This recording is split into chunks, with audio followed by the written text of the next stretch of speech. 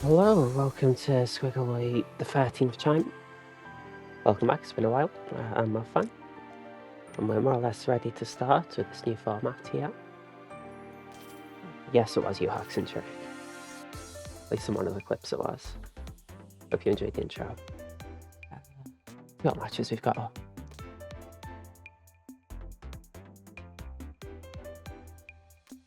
Okay, I think we'll stream 2 matches from each round. Thank you, Talika. Thank you for your help.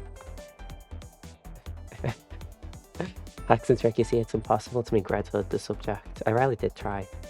I tried to make Red Hood the subject of that clip, but it just did not work, so I had to make the worm the subject. Okay, what have we got to stream?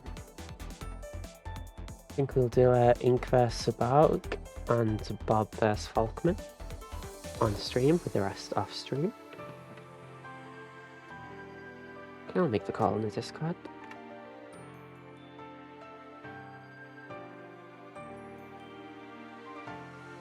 The subject. Is that not just the word you use? I don't know. I'm kind of new to this. Maybe I'm being too pretentious, I don't know.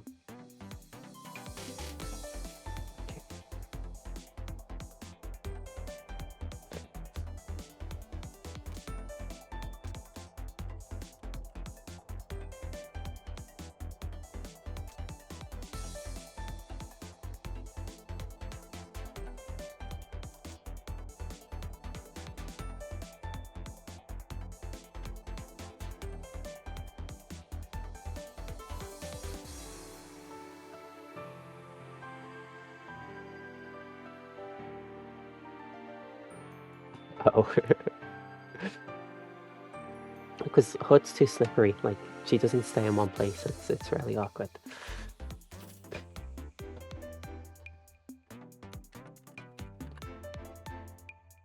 It's fun making that intro though, it's kind of like hard to think about, like, making sure the action's easy to follow. Like, if you want to make a point of each, like, shot, but it's not always clear what that point is. Unless you're careful. Okay. Sorry, I'm being a bit slow. It's been a little while. Yes, exactly. We'll just too bouncy. Okay, so to repeat the call, we have Bob vs Falk first, and then Ink vs cibowg. I hope I'm saying that right. Cibowg.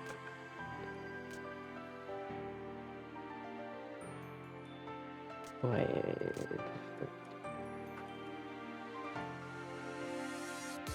I mean, half the reason for having the intro is just, like, to give me a minute to, like, set everything up. Because usually there's a bit of, like, and ah at the start of the tournament. Anyway, get the match ready. Oh, this lobby's pretty full. Should be enough to fit everyone. Is it Falkfest? Yes, I did say that.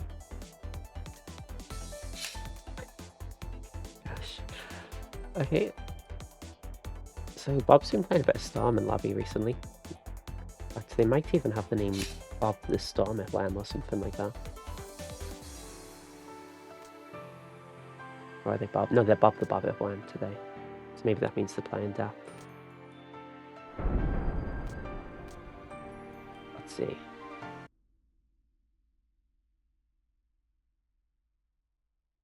Yes, will be depth versus frost. Okay, this is a matchup. It can be played in so many different ways, so we'll have to see what it ends up like. Oh, unfortunate with Falk taking the first hit by rolling into a wide.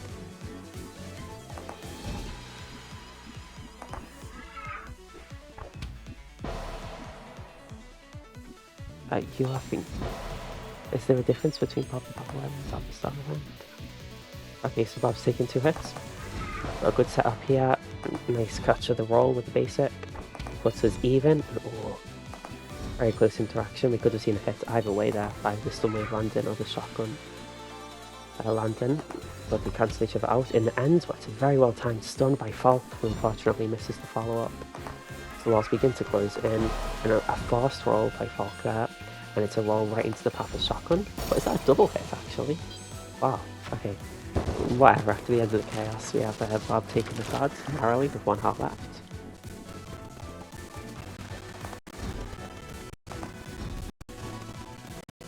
You should definitely come back to this game, Axem. I'm definitely not biased either.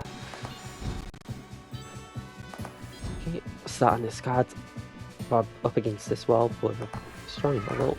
Doesn't matter though, his Falk is the other side. But now Falk up against this wall, this looks like it could be checkmate, but Falk with just barely enough space to survive. All unfortunate, rolling into the wide. This wide's can be pretty tricky. Oh, good roll there by Falk to react to the shotgun. Dangerous setup, but there is space. Now, Bob trying to finish off this checkmate, but Falk is just too slippery, getting out of the way. And another really well-timed roll there, and does manage to connect with the stun wave and the follow-up.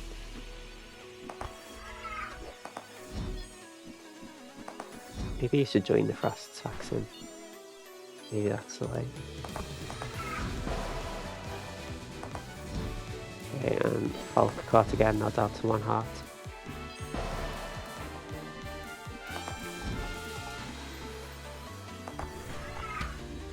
Could have been dangerous there by Bob.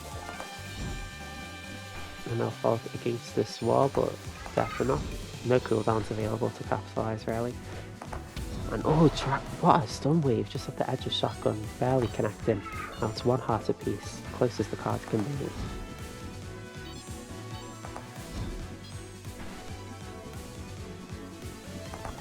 I should probably have explained the format, shouldn't I? I guess I'll do after the second game. I mean, from the player perspective, it's pretty straightforward. You just play 5 sets, as you're called to. And then if you make it to the second phase, you make it to the second phase.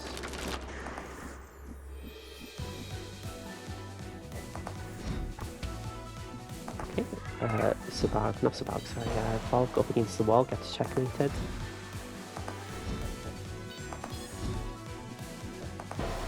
And play Orange Frost, Fire Frost.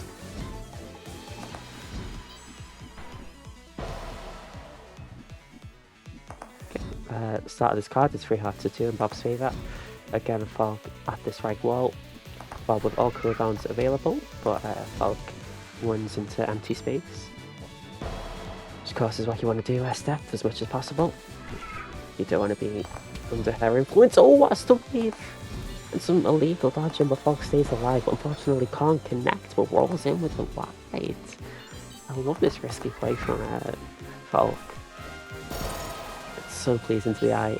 That is not a double hit card. Very nearly was. I think Falk had the heart advantage, so we play on. Falk was fine.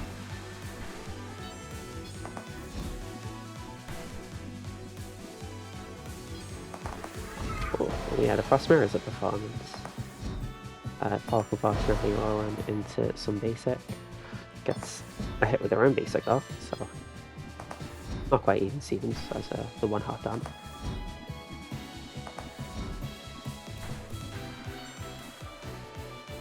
It's a very threatening bubble from Bob, but Falk manages to escape with the help of a roll, because the walls begin to close in to make both pressures a lot stronger. And Falk's rolling this time is punished by Bob with a stun wave, and oh, a dead zone of the shotgun by Falk. He rolls in and gets a hit with the wides. Actually, I really love Falk's aggressive play this game, or this match even. I haven't really watched too much of them play, but didn't know they were capable of this. It's been really good to watch. But anyway, it is Bob taking the first card.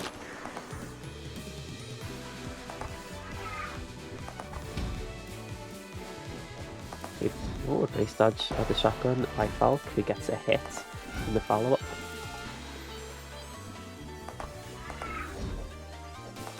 Oh, back hit by Falk, just narrowly dodging the shotgun. And has to use roll there, and oh, Bob's there with the shotgun and the basic detonation to catch.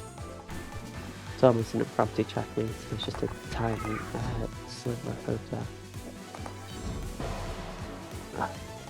Falk can't quite manage to micro the shotgun. And it's a roll call by basic Falk down to the last part. And that will be the set going to Bob 2-0. So a good show by Falk, you'd have to say.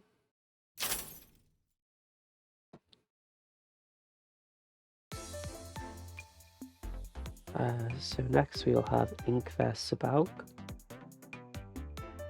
I have no clue how to say cibowg, to be honest. It seems like there's about maybe 4 or 8 ways to say it. Like a binary thing, right? Is it C or is it like K? Is it S or K, or is it OG or ALG? I don't know, so many options. Where is Silverbreeze? I don't think Silverbreeze is playing. No, they're not in bracket.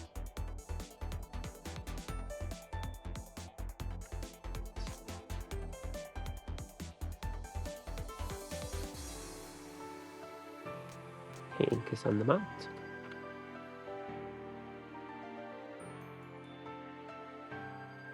Oh, now have to spell Ink's name.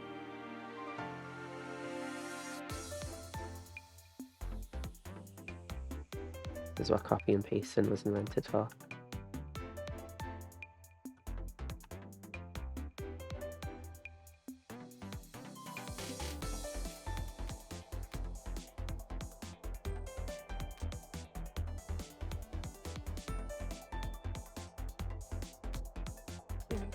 Is that okay? Looks like we're ready to go. So I believe cibowg, I'll say cibowg. Cibowg plays Lich. Well, I think, like, as a commentator, I'm kind of in a bad position because I haven't played the game in 6 months. Which means I like know less about the game than like most people watching. So we'll see how it goes. So Ink, the Storm Beast with 7 secondaries. cibowg, the potential Lich.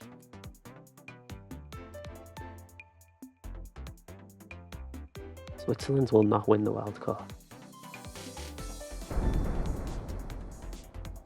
Probably like the least likely.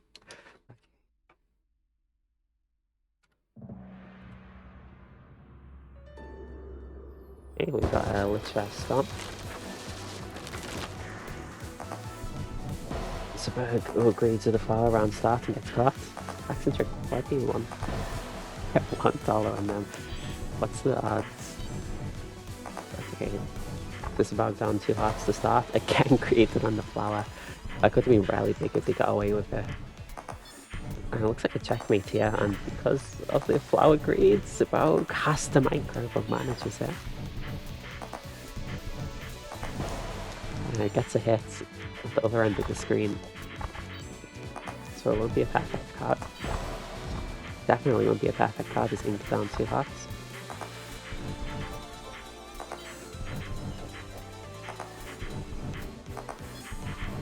And the basics continue to come out for cibowg, so patience, misdirecting them all wonderfully. Now gets a really good setup. Oh, and a good dodge as well, brings us 1 heart apiece. Bit of a comeback for cibowg here. But as soon as it's on, it's off. That's a wide hit, gives the card to Ink. cibowg greeting with the flower, but this time gets away with it. So we really good for keeping Storm to our side of the screen. But still, Ink is keeping up the pressure. We see as cibowg gets hit.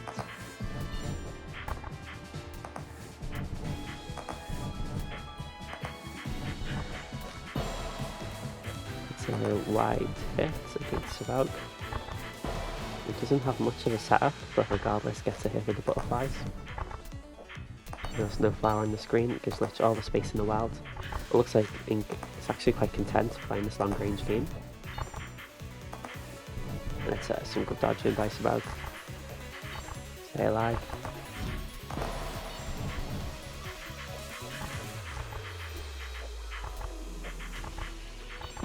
Oh, really nice mosquito play by Ink there. The tap A6 to get a hit. And cibowg down to their last heart.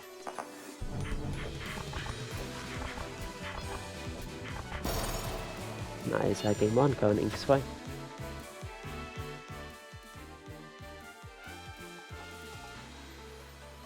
Yes, yes, it is just 5 rounds. Maybe we'll change that for future tournaments.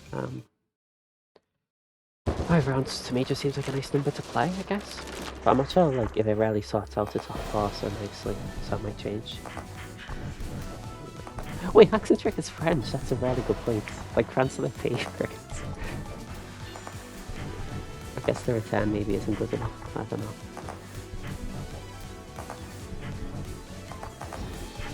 Surely England are going to win it. Surely. 60 years without anything, surely we can bet on them this time. So we get started with this card, cibowg's already down to 1 heart, getting walled at the left of the screen.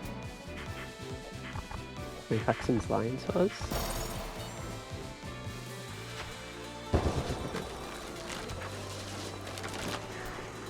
As our first card Bones Wing.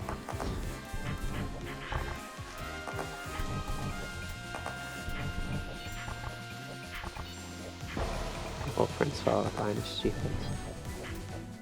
I like playing with cheat codes.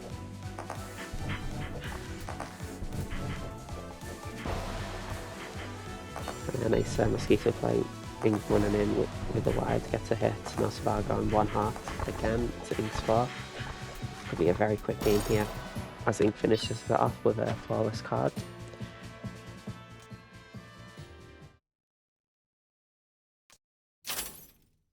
Okay, so for the format we have 5 rounds of Swiss. The top 4 will then qualify to a double elimination bracket, with the top 2 starting in winners and the next 2 starting in losers. So have a look. Challenge. Challenge is not updated. Let's refresh it. Okay, looks like round 1 is finished.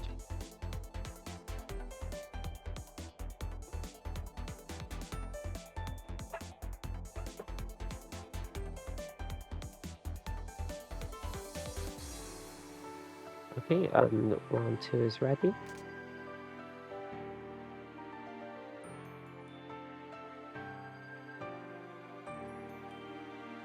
Okay, oh, there's a lot of good matches here actually.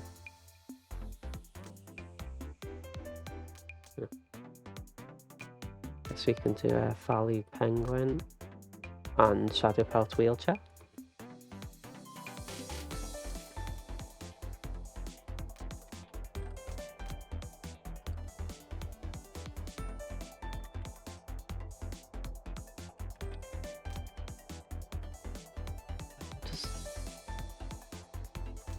I don't think Wheelchair has a discard, right?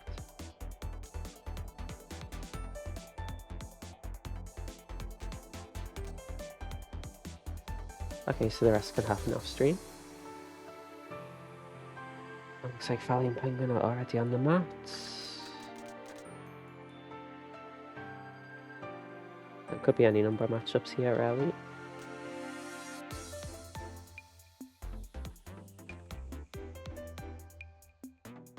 Okay, goodbye Telecat. Thanks for your help with the intro again. It be Swiss. Wait, oh, did I not explain the format? I don't know. Yeah.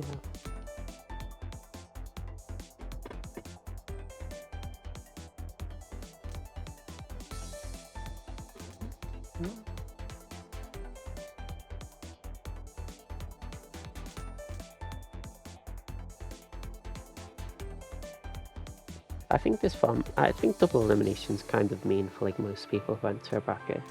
Because, you know, setting aside time and then going 0 and 2 just kind of sucks. So that's why I would finally switch into a new format. I feel like I was kind of stubborn in the past not to.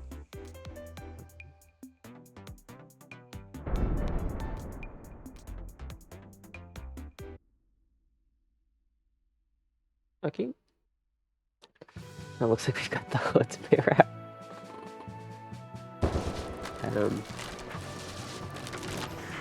Wide, kunai. So many kunai, looks like. Yeah, we have 2 kunai from no 3 kunai each. Okay, very interesting. Basic, over basic, kunai, basic, kunai, kunai, walls closing in. Green Hood gets hit. I don't know how to commentate this, I never have.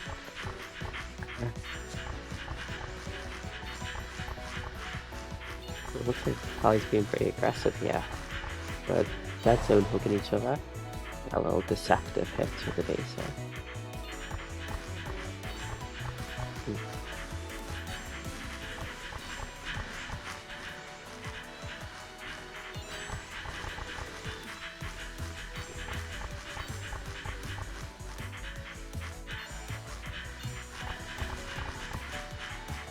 I think Penguin hates this matchup, right? Like usually we can't fix some into it.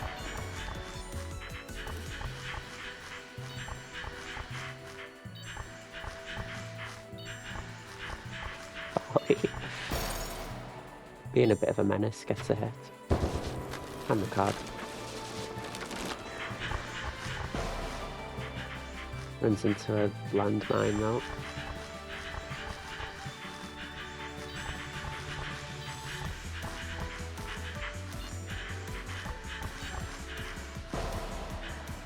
Penguin funneled, gets caught by basic.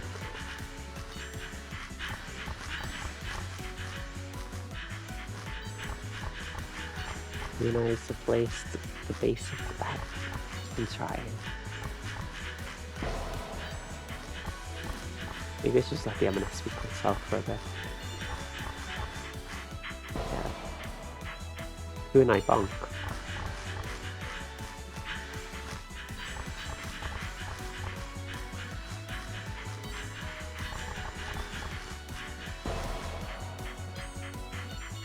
At least if you have like 2 people commentating, you can kind of joke that it's hard to do. Like with 1 person, it's just kind of awkward, isn't it? Red Hood's red hooding.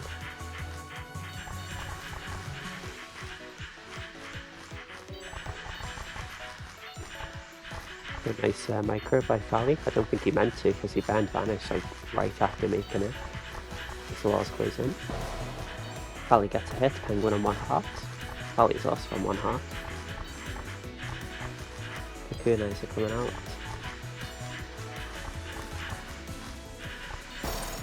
And Fally bonks into a landmine. That's a card for Penguin.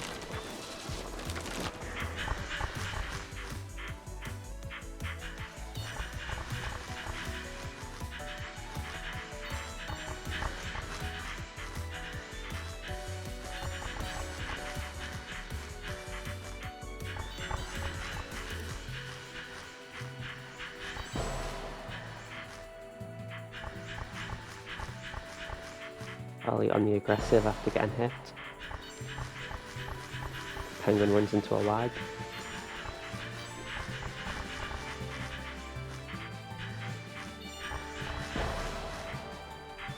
Penguin got hit by something, I don't see what because there's like 50 things on the screen.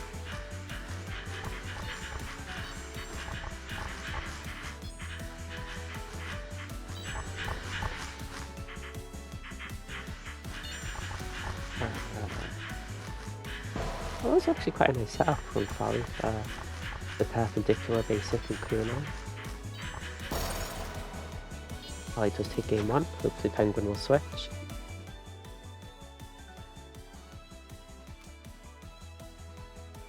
Fally switch, this is a power move.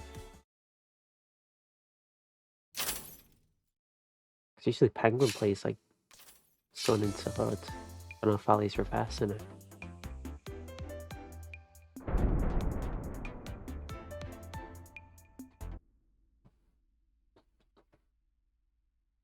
Okay, Sun is also a character that puts like 100 things on the screen at any given time.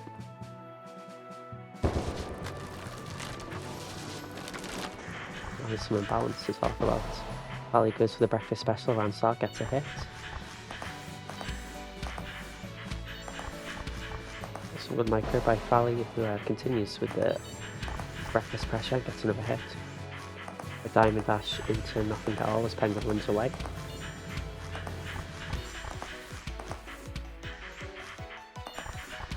It's good subtle movement against these breakfasts by Penguin to stay alive, or escapes back into the way of a pancake, brings him 1 heart. A very good start for Fally, who's up 4 hearts to 1. 3 to 1 now. Doesn't deter Fally from going into melee and getting the hit, finishing the card.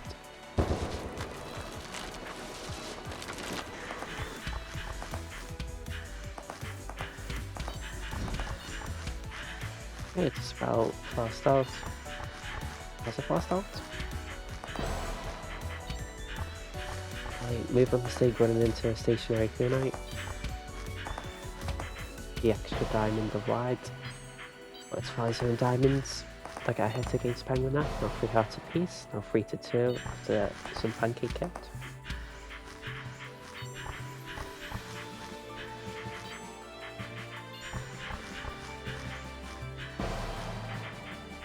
Fally trying to set up walls but gets caught by a single sniper shot.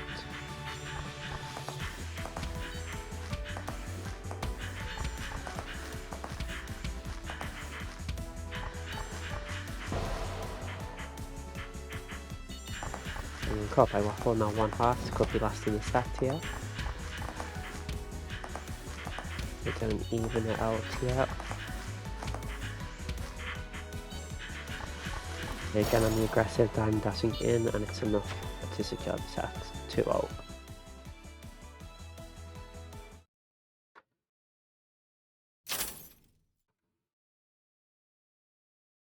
So next we'll have Shadow Pelt vs Wheelchair.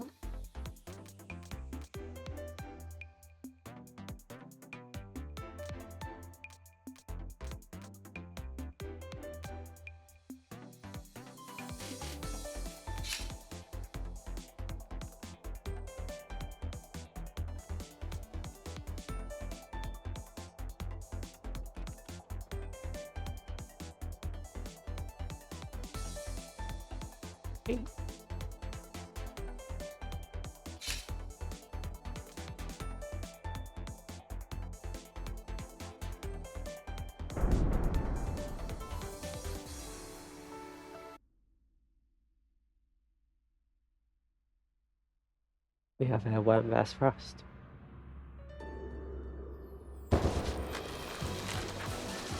We played him anyways. I say that about every Frost match.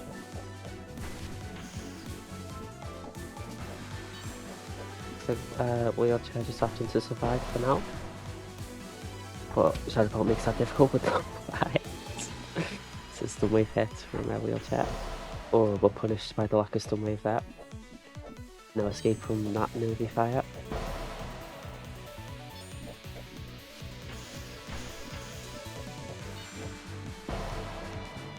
But is too weak because she lost to Fally. So true.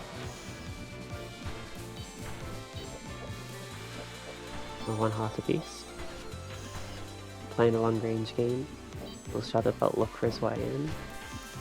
Or continue to pepper from afar? Shadow Pelt in a bit of a corner here and will make the micro a bit tougher. It's a double hit. That card will have to be replayed. Looks like we'll leave it out for now. So a bit unfamiliar. If a card ends in a double hit with both players previously on 1 heart, it's basically a tied card, but the game randomly decides to award it to one of the players. As this time it gave it Wheelchair's way. So for the sake of fairness, we replay the card.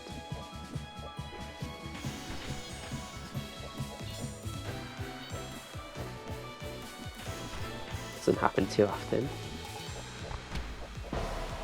It does every now and then. In this card we have Wheelchair up 3 to 2.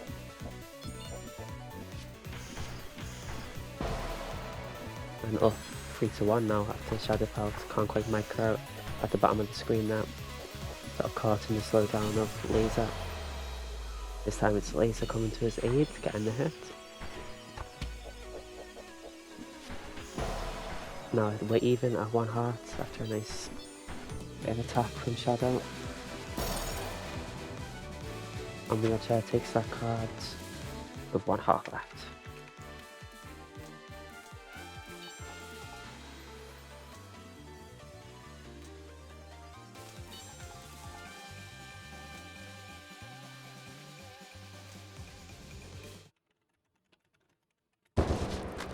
Okay, let's hope they understood.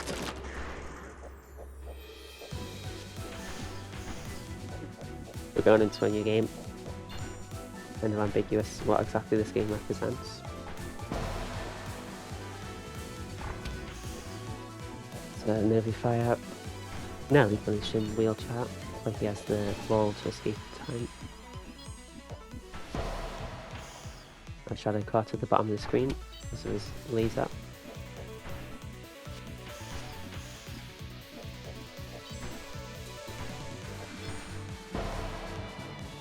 It's surprisingly quite a defensive game. What am I saying? This is a surprisingly defensive game where people just worry and stun each other. To also onto Shadow Pelt. There's a chance to win this card and stay alive in game 1. So that is what we're doing. Oh, but Wheelchair takes game 1. But we're continuing. This is a slight mess.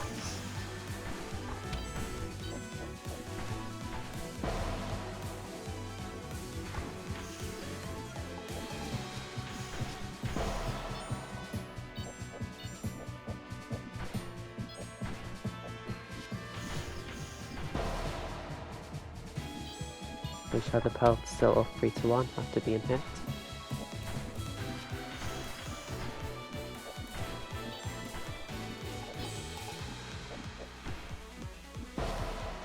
A very risky laser there by Shadow, who messes up his micro.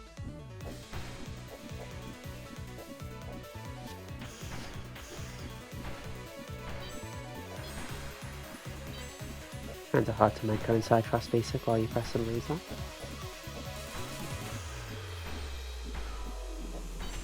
We're playing this long range game, the walls close in, the Shadow macros with the wides to get a hit. And now, so the first game's been decided, this is the second game, Shadow Pelt is up with 1 card.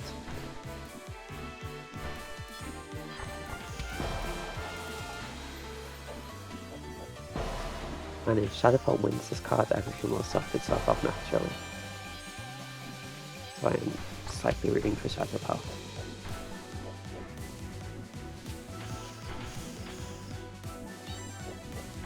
I mean, a double hit roll is kind of awkward to understand, I guess.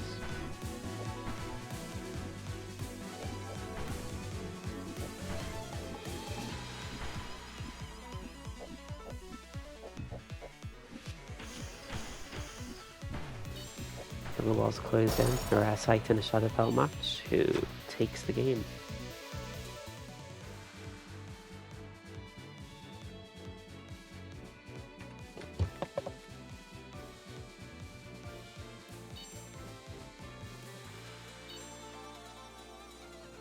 Okay. So if you count the cards, you'll see it is 1-1.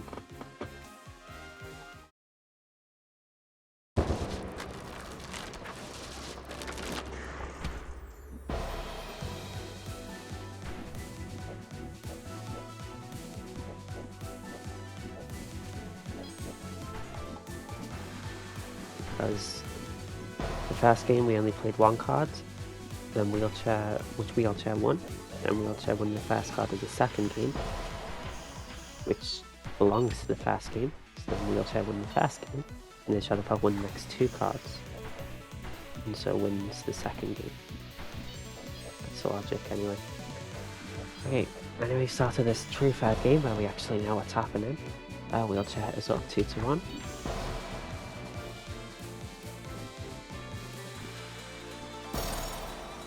And then it gets the card.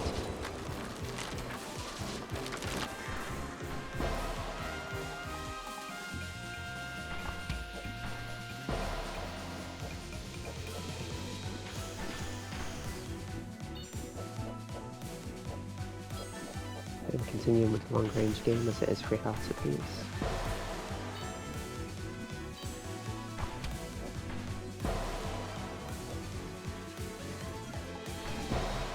Movie Fire is kind of a weird move in this matchup since Stun Wave beats it, and in a lot of cases Roll can beat it as well. Or beat in the sense of parry. And Roll only has a 4-second cooldown. So, evening it up. Last card of this match.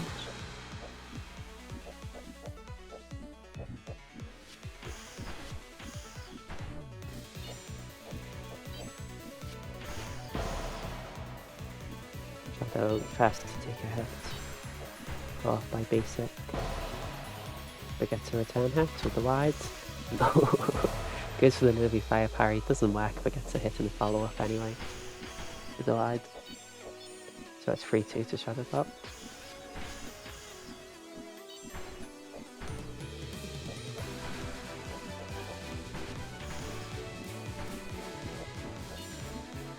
I think like a lot of worms have very different approaches to this matchup. Sometimes like if I play a lot against Sealy and then I start playing AC, I get just start getting destroyed because I'm like still in the mindset of beating Sealy and vice versa.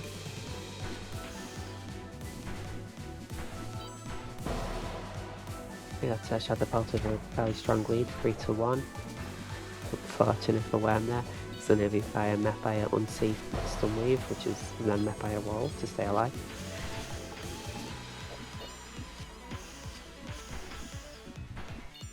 Now at square walls, Shadow Pelt is brought down to 1 heart, looks for the approach and gets a hit with the wide. Very narrow win by Shadow Pelt, 2-1.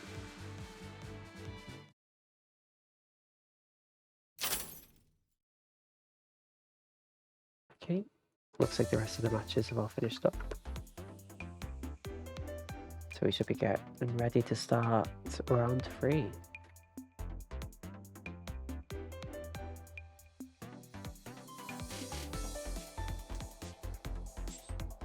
Bring that up. Cool.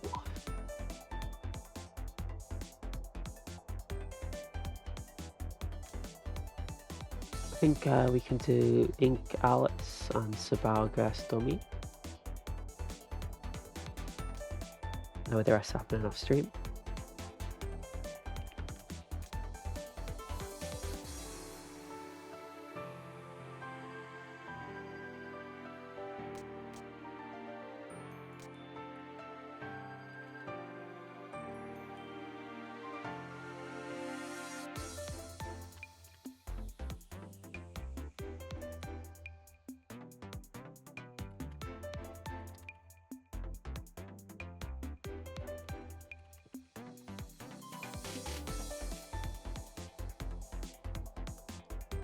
I do like how quickly this tournament format moves. Like we've gotten so many matches already and there's like no time waiting like in between the matches, so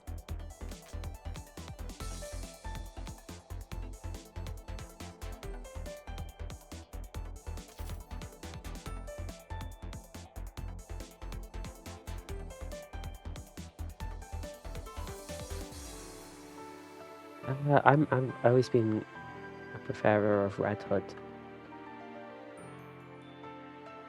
Mainly because of Awakening the Chaos, because all the Awakening the Chaos guys used to play Red Hood. Like Nika and Elias. I was kind of like the third in that line, so I feel like I should rep Red Hood.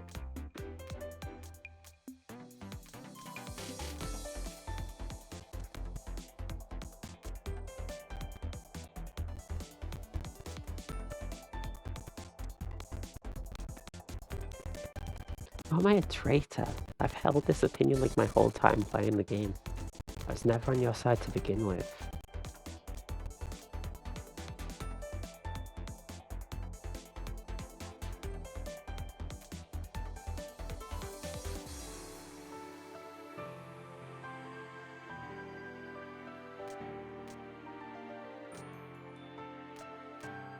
Oh, it's me time.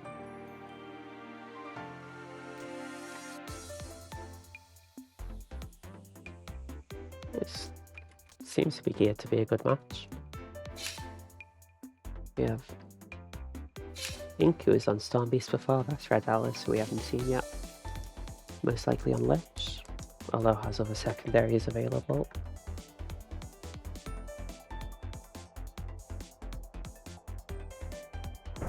What happened to Wheelchair? I don't know.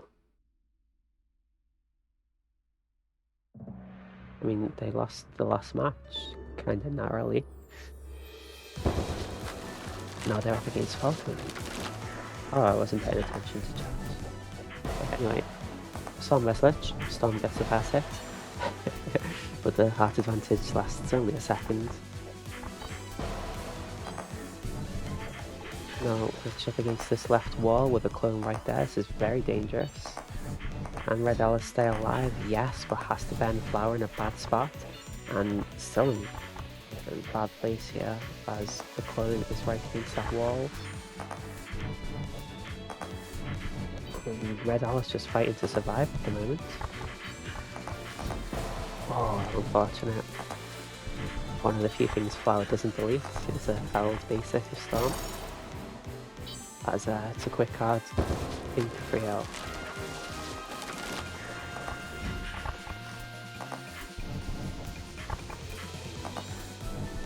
Again, RedAlice is like immediately up against this wall, which is just a terrible place to be. And you get caught out quite quickly with 2 hits.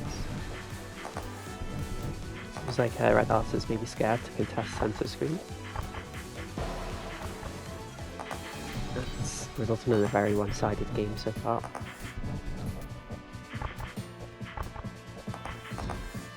Although it's fair to say, because Lich is so slow that the Storm can just snowball. So maybe RedAlice can win the back a bit here. They do get a hit. Instinct is to move back. It's a very threatening clone from Ink. The RedAlice moves into safety. But, oh, very nice. Ink nearly set up to checkmate. But RedAlice doing just as well to survive. But not for too long, as that's Ink taking game 1.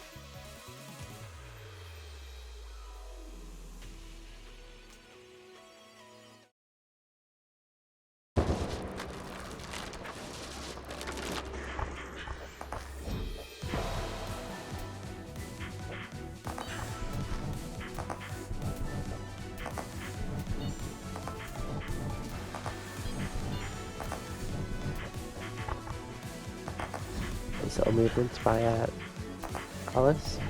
Flower dashing to stay alive, but the Flower's in a lovely spot at the centre of the screen now. But unfortunate movement mistake. Bit of a blessing and a hit there. Clone melee.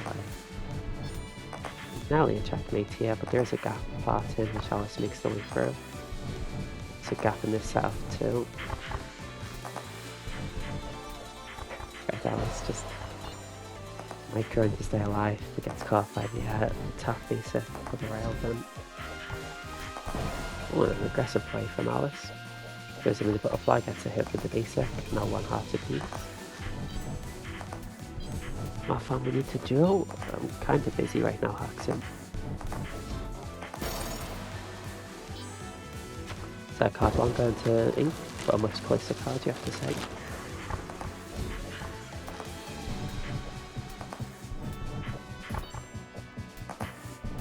A good little dodge by Alice there, between the charge and the uncharged basic.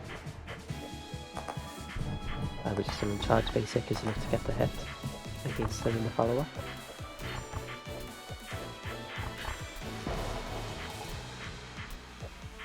Long range game as Ink gets hit. Alice looking for a way in, but caught out by tap basic. Just caught by butterfly. About 2 hearts apiece. Another close card so far. But a very aggressive teleport from Ink, who's following up, peppering with these basics, and does get a hit. And the game. Much better second game from Alice, but still not enough to beat Ink, who wins 2-0.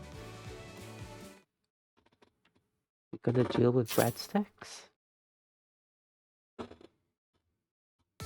sure if you can do that over M&S.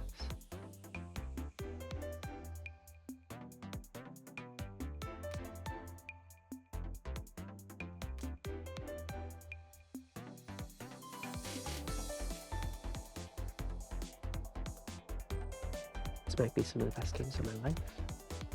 That was a pretty good game for me.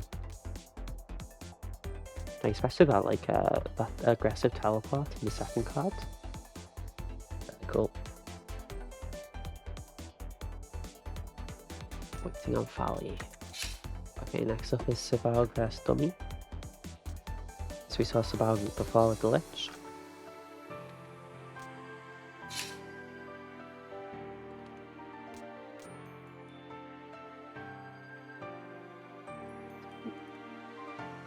I think Lich should bring a breadstick to a fight.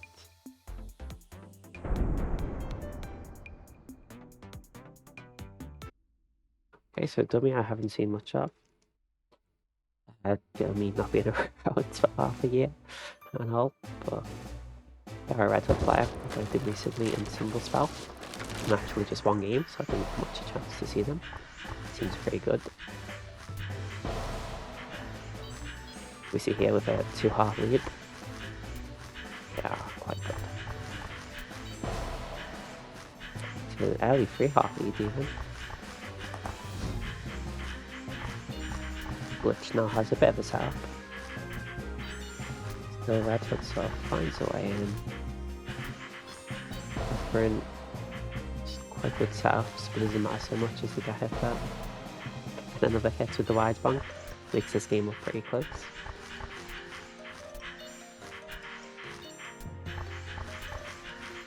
So no flower on the screen, but a lot of butterflies. Butterflies still providing pressure. And cibowg has evened the game after losing 3 hearts, like, straight away. cibowg getting away with a really greedy flower. Will put Red Hood strictly in the right half of the screen for a while. But Hood is one of the characters that can navigate this sort of space quite well. He has good long range pressure to annoy the Lich.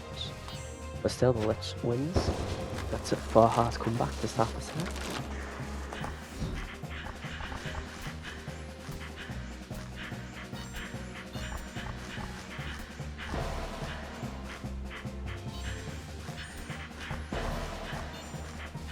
Again, the Lich cibowg is taking early hits. Now down 2 hearts. Dummy's still pretty at fault. Has to make some good micro there against the butterflies. I can't quite make the good micro there. Doesn't matter so much as another hit. Effectively traded hearts in Dummy's favour. He's now 3-1.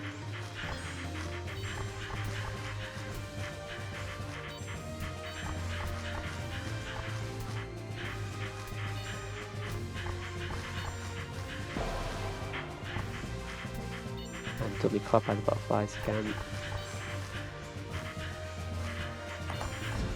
cibowg has been doing a good job setting them all up. And with diligence, there's pretty much always 4 butterflies on the screen. And all nicely spread out to make it as hard as possible for Dummy, who is on 1 heart. Oh, the cibowg has to go for the unfocused kunai micro, but can't quite.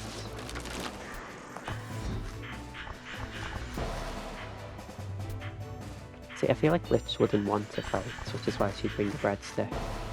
Like she'd try and make a peace offer.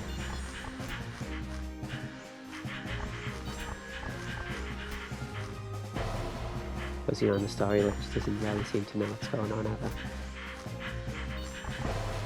Oh! Looks like a nasty bit of micro from Dummy there. I managed to take the game.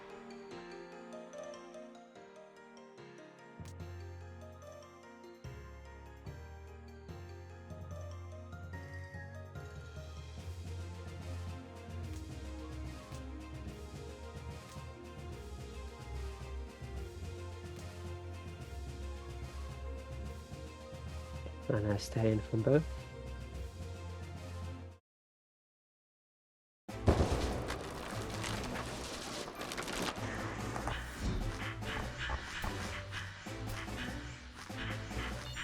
So immediately Lich under pressure. but survives it and actually has a bit of a counter attack here. No hits though. One hits though, thanks to a stationary wide. Oh, there's another hit. Dummy now on 2 hearts. cibowg for the first time with a heart advantage. Just half the card.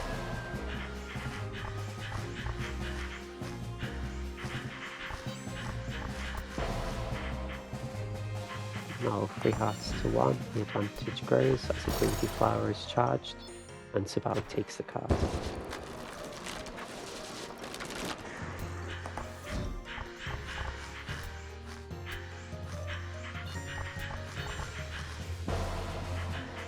Oh, unfortunate little bonk there by cibowg. He manages to micro heal with his kunai. Long range was still very impressive.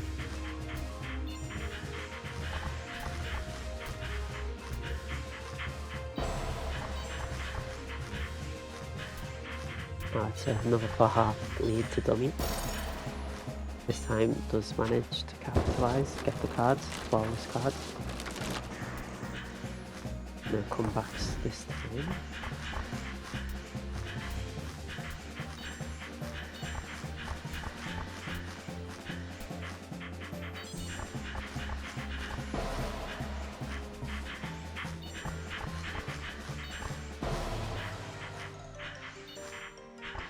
Early in the cards, again dummy has the heart advantage. It's after the 3rd time for 1/2 advantage. It's fickle, now only 3 to 1. But still dummy finishes the set in a much more dominant fashion in the 2nd game.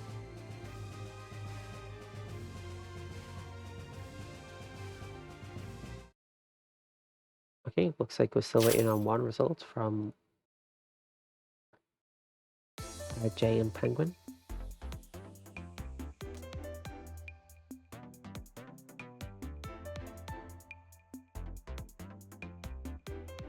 I agree that M&S is better than RNS. I believe I have 69 minutes in RNS. Like 5 hours in the demo. And like 1300 in M&S, so...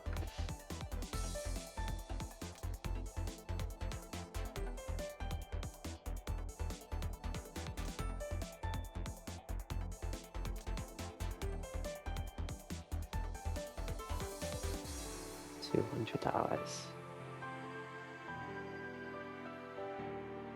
Okay, my issue was like, I played the game and then there's just so much going on. It was kind of like HUD mirror. And I was getting destroyed. And like, I could have learned, but I didn't really want to learn because it was just too much on the screen. It didn't seem interesting. Like, deal with all this noise. And it just gave me a slight feeling of dread.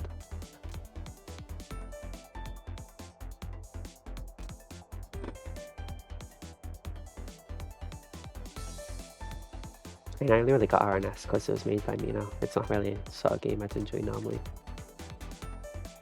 That's why I didn't enjoy it. Did Jake have a penguin over?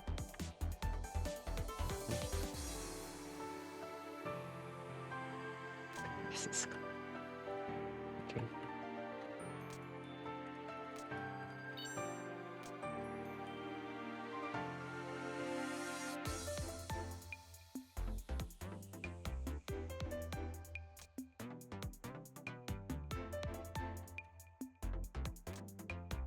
Oh, the overlay's still on screen, whoops.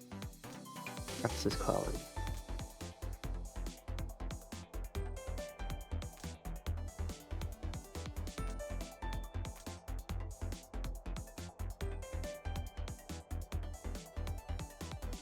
Okay.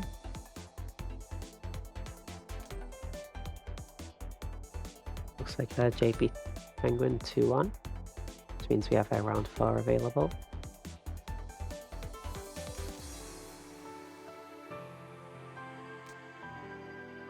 Okay, let's see what matches do I want to stream.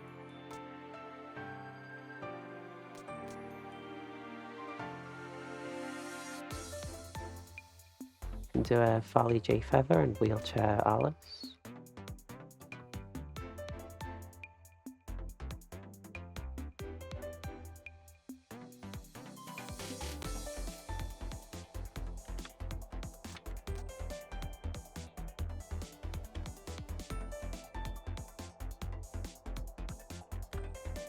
And of course the rest can happen off stream as normal.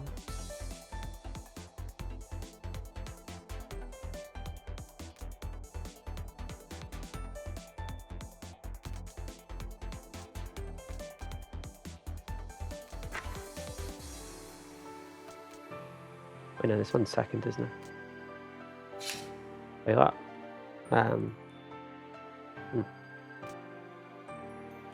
Guess this could be.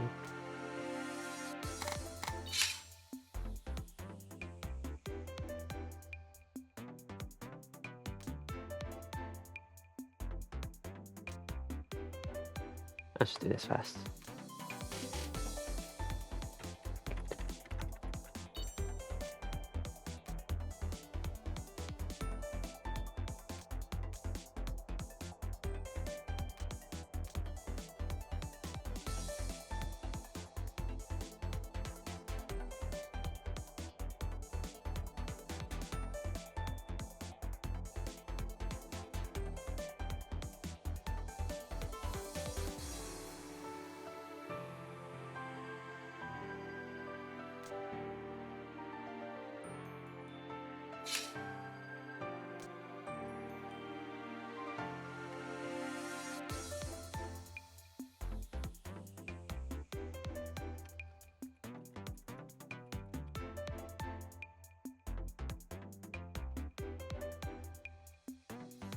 Last time was Frost from Wheelchair and Lich from RedAlice.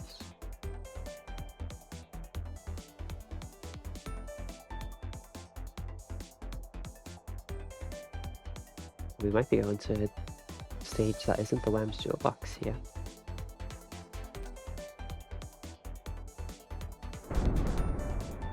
But it's the Buried Capital Aqueduct.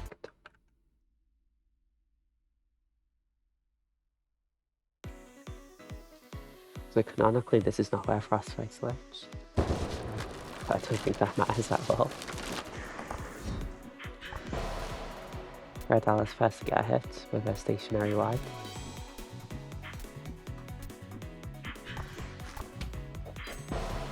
Oh, a nice wide from Wheelchair in the 10.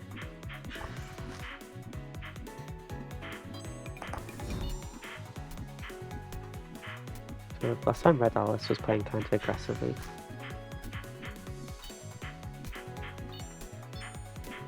So see how that works against Frost. Because Frost has a lot of tools for like keeping Lich out with stun lead and flip the space here. Looks like Alice has a different game plan actually. He's just playing standard defensive Lich. No one heart apiece. I'm getting away with quite a greedy flower that. So Wheelchair is against this left wall. Just moving slowly to misdirect all the butterflies. There isn't much of them, only 2 on the screen for that period of time. So as the walls close in, it will be a bit harder for Wheelchair to stay alive.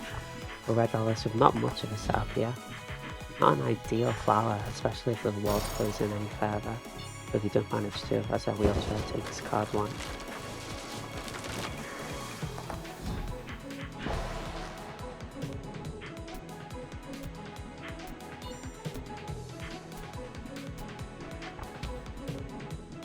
No! Oh, just about.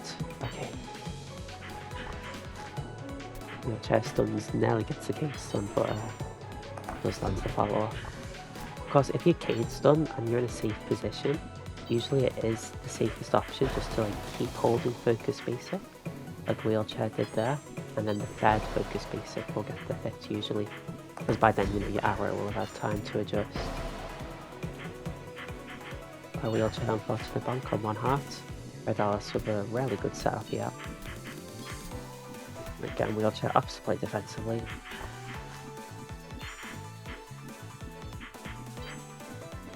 And someone's still stepping, you see. Walls close in, Wheelchair loses the card. Bye, Pokepals!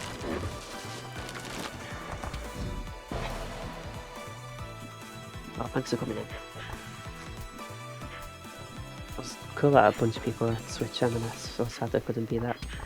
run out of NSO, so hope you find more matches soon. Anyways, I'm speaking. RedAlice down to 1 heart. He took wheelchair. Is that a really good card, which I kind of missed.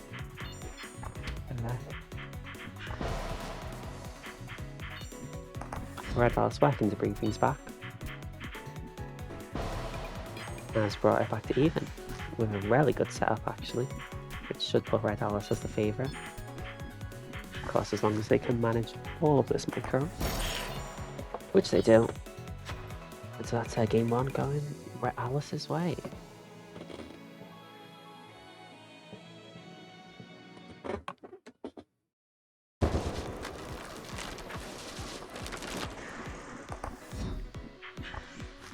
Okay, if anyone here happens to follow Ladder League, apparently Dragon got a comeback win. If anyone knows what Ladder League is, I will be very surprised.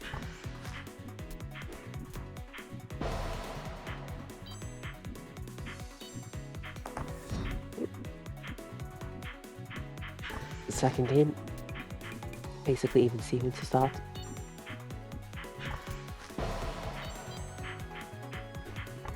So yeah, I speak in advance. Well, not too far in advance.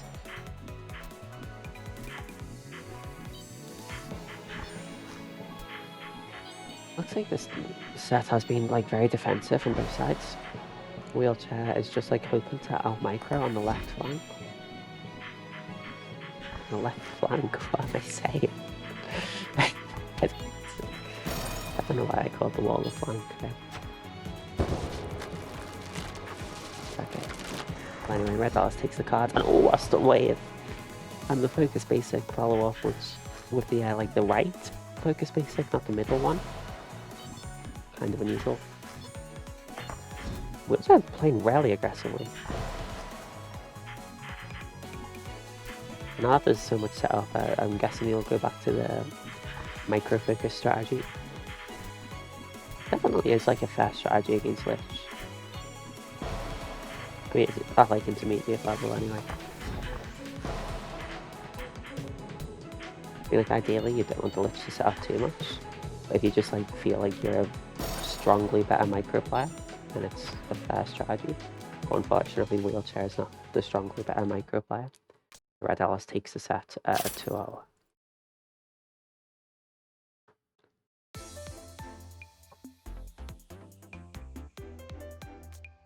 Next.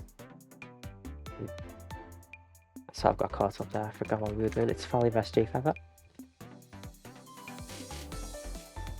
So this was played recently in a single spell match on stream, where it was the depth mirror. I think there's been 2 depth mirrors between Fally and J-Feather recently.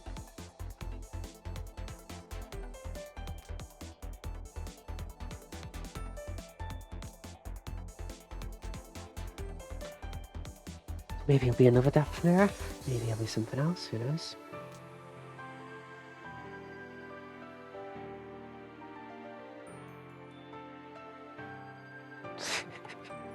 Very good wisdom by Axem. The mirror is winnable for either character.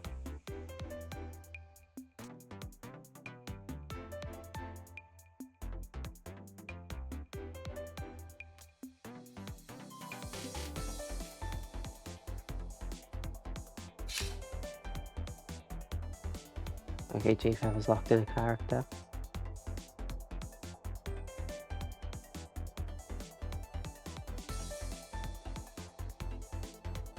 Probably taking a long time to ponder.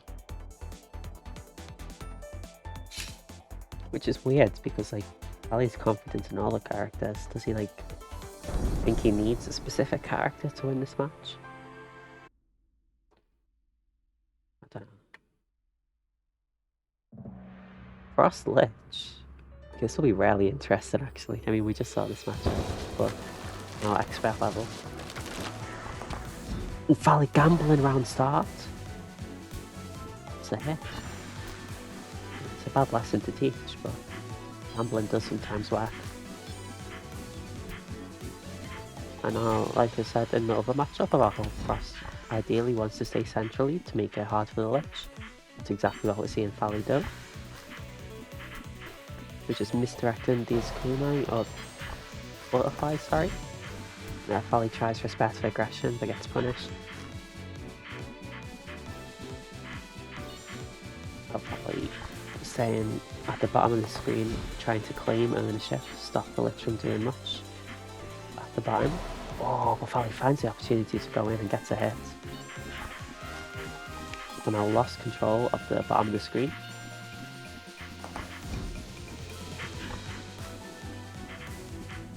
Which is now littered with butterflies. Now the top is Fally's domain, never mind. Well, Fally finds the opportunity to get this done and not finish the cards. That's a false card.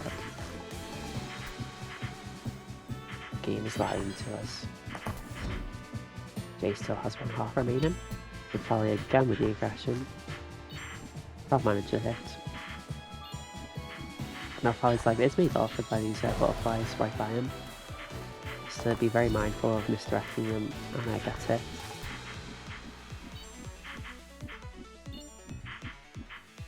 Okay, now Minwall's close to it. Fally will probably want to stay at the bottom of the screen if it goes. I'll go to the top. I think either the bottom or the top are nice, because then you don't get pushed by the walls, whereas if you're on the side wall, it can be quite awkward. The Fally claiming ownership of the top.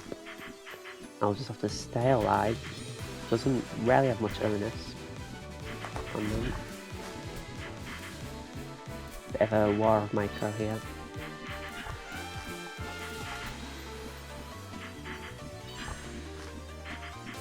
Team J-Feather just staying back, getting his butterflies out, not looking to take any risks. Just doesn't really need to. But Fally survives the war of attrition and gets the card. I'll gamble again. Let's get ahead, so. I mean, I say gambling because in King, sometimes if you stun wave round start, the flower will come out first, and sometimes it won't. Oh, what was that? I just blinked and the card was over. Okay, Fally wins game 1. And I forgot to update the names. There we are.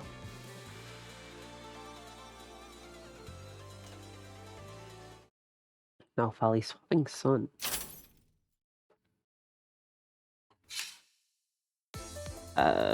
Yeah, sorry, Haxon. I typed in the names wrong. Oh, I forgot to press the update button rather.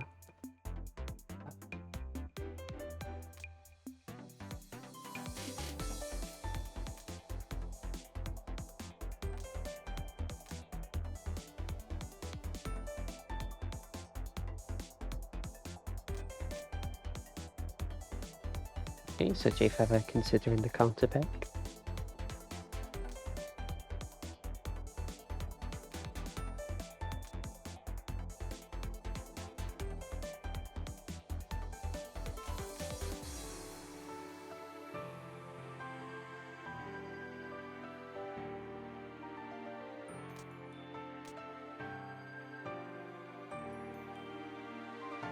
Okay, people in the chat seem to have a very good understanding of Swiss works. I do not have that same understanding. Has your opponent like decided? I don't know the algorithm it uses.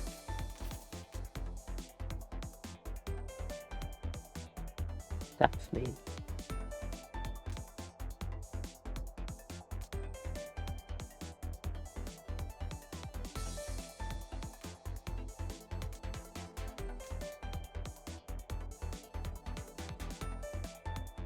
Depth main sounds like a smack. I don't think it is. Okay, Jay has decided his counter pick. Into Sun. And it will be depth. This isn't a matchup I've seen a huge amount of, actually.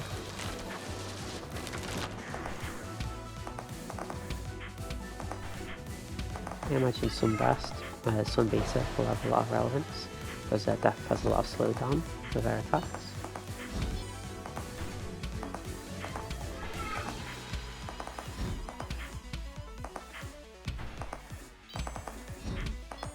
Okay.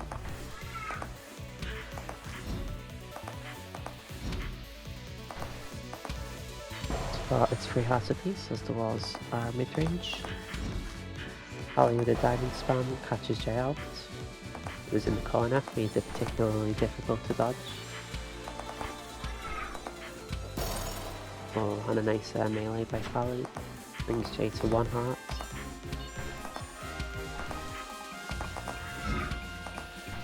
Fally with the attempt for a Dispel Trap, and he does get a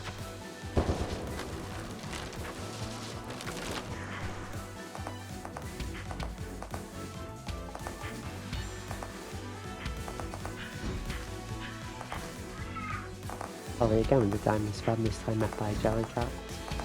And a tip of Dispel leads to a hit in the follow-up. Jay going in, punished the melee, trying to shotgun. Ooh, what?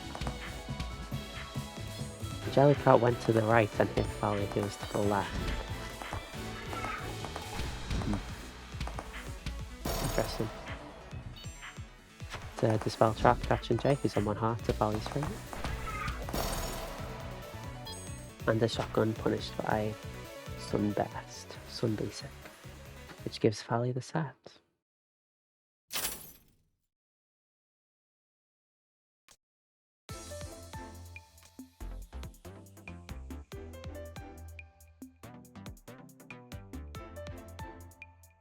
Okay, and that is the end of round 2. Oh, sorry, round 4. Which means we'll be moving on to the last round of Swiss.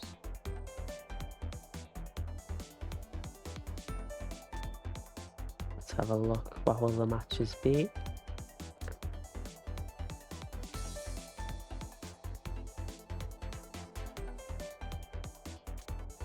When is mothfan expert? A year ago. I was kind of... I had like a trial period, but it expired. I didn't want to buy the full thing. It's a shame. Fuck. He played really well though. At least in the matches we saw, yeah. Okay. I think we're going to see Jay again, Jay Axem, because we haven't seen Axem yet. Then we've seen everyone else, so I can pick any match really.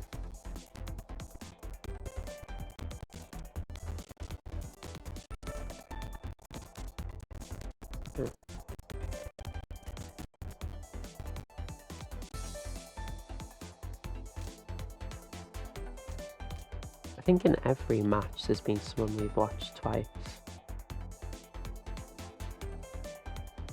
Which means someone will have to be watched 3 times.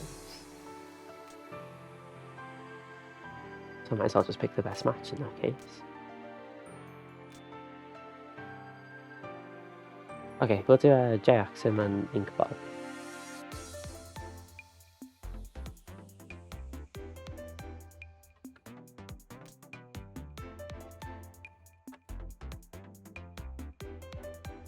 And we'll do Inkbog first since we just saw Jay.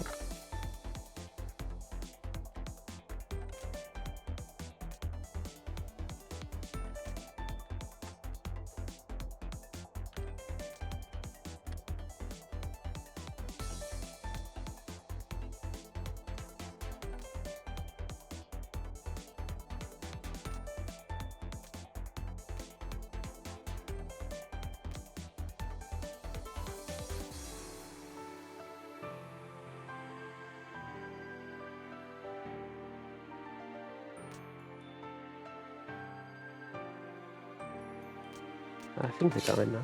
I don't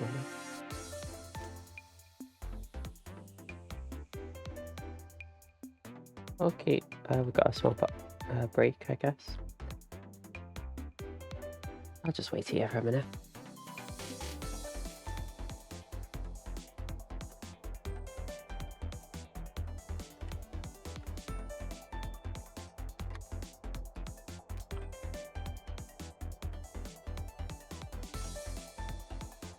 I went to see Ghost in the Shell in cinemas recently, because I hadn't seen it before. I heard it was good and the tickets were cheap.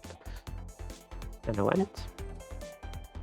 And I got scammed. It wasn't Ghost in the Shell, it was 2.5 episodes of some anime based on it. I was very confused. I was waiting for the plot to happen and it just never happened.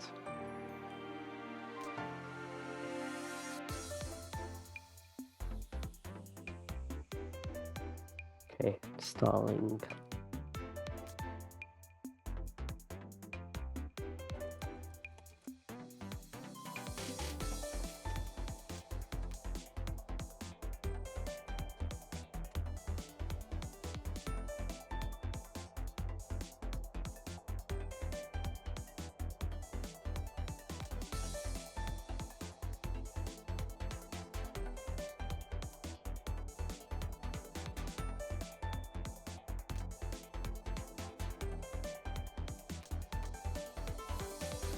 Practicing my clicking speed for cibowg speedruns.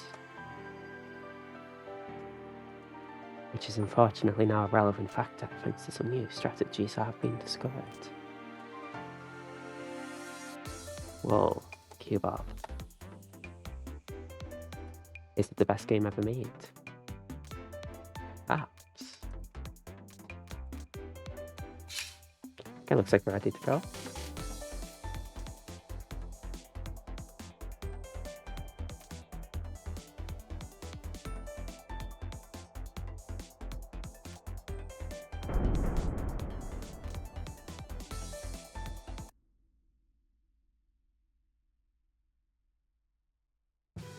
You have a depth versus the Storm. We actually saw this matchup already in this tournament about versing very briefly in the intro video. Now we see it for real. And Ink's the first one to get a hit.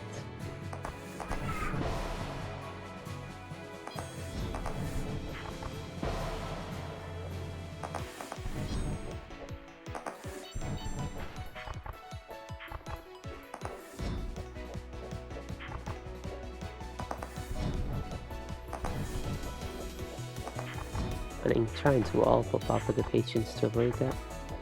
As the walls close in, Bob has brought 1 heart thanks to a basic tap basic, I think.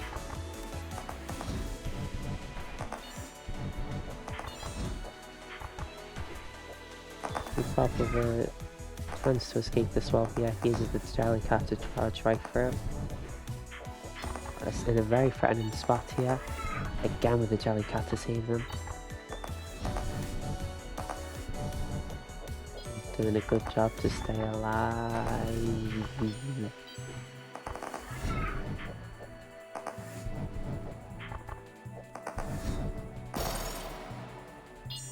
Can't quite dodge that though.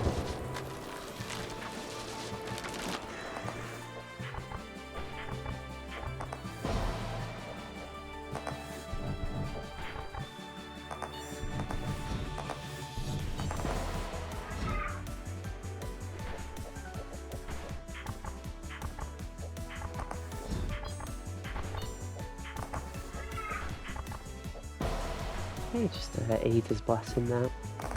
Wide catching Ink from nowhere. It's 2 hearts apiece. Thanks to the follow up. Oh, with some tight movements to manoeuvre through the walls. Just setting up their basics as Ink runs around like a headless chicken. But manoeuvred, thoughtful headless chicken setting up these walls here. That will be checkmate. No Jellycat available.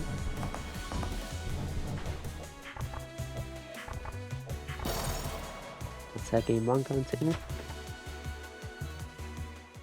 There's potential for a counter pick from Bob here. Who has been playing a lot of Storm.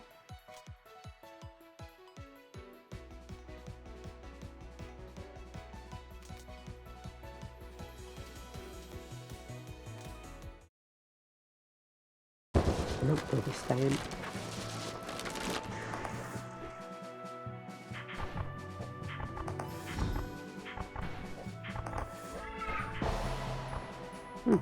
Not exactly sure what hip-hop that.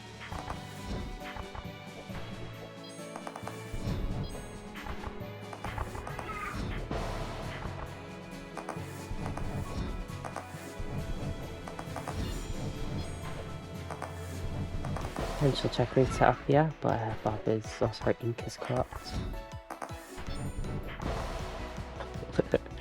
Nice shotgun hit.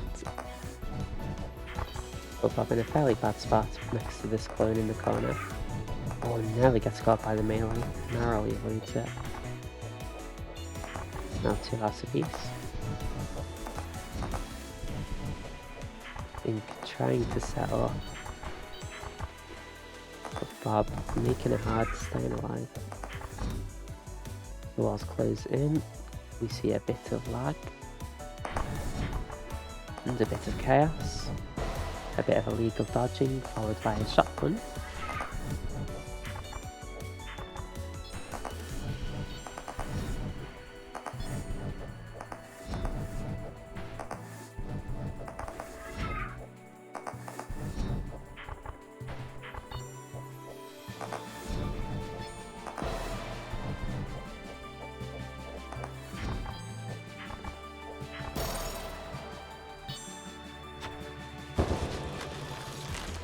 One of the match reports? Oh no! Which match is that?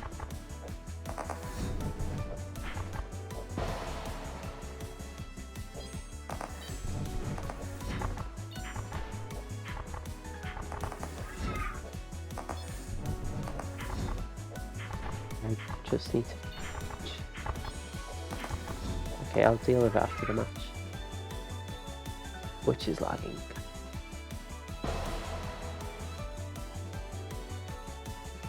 I've seen a bit of pattern cancels, a bit of chaos, a hit, another hit, Bob on 1 heart.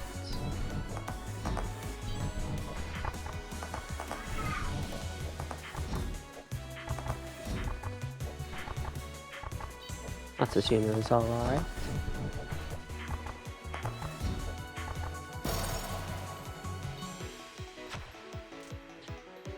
And then Ink finishes the set, 2-0.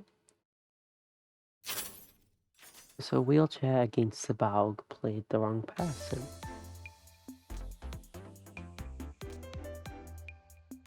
Okay, so the wheelchair cibowg's gone. No, I'll just ask wheelchair.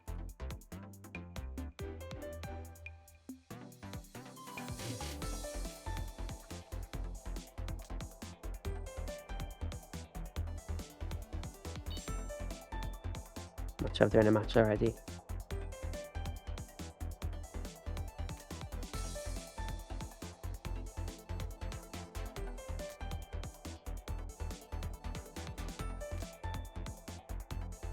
Okay.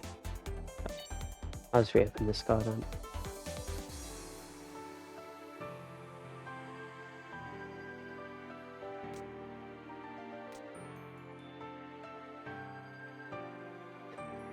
So I guess we'll move on to Axem vs JNX.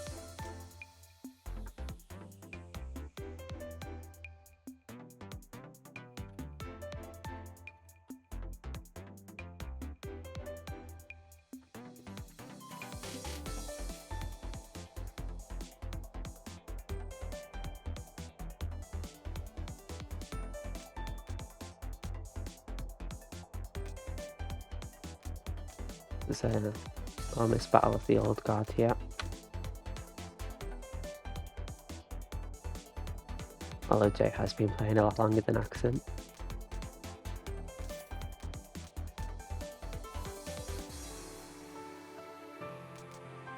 I think when Axem was beginning, they actually played a lot against Jay. Because not many people were playing back then, so you didn't get much of a chase in your opponent. Maybe not the same variety you get today. So there's a lot of trial through fire, disco inferno, learning against Jay's depth.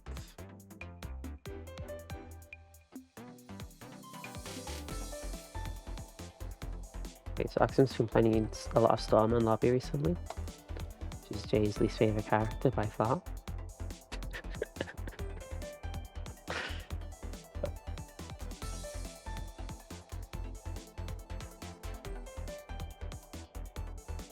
So I guess we'll get like at least one match of a non-storm from Axem this tourney.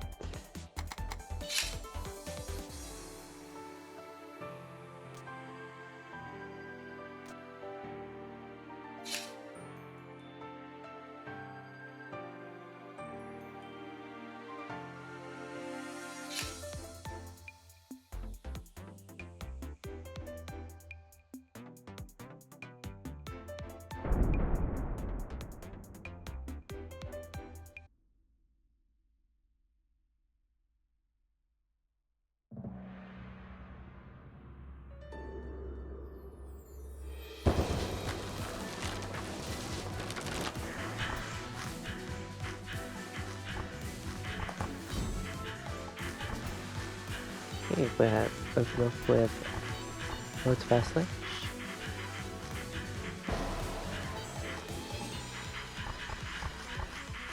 Matchup we've seen a bit of in this tournament already.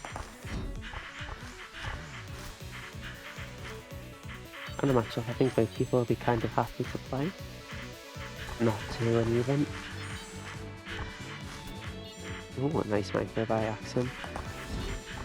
Against the very clumped together butterfly basics. Walls close in. 4 hearts to 3. Or 4 hearts to 2 after a bit of a bump from Jay. Set up a nice flower though. Could snowball here after that hit. Although I guess the red bud is quite content playing long range, so it doesn't matter too much of the corner.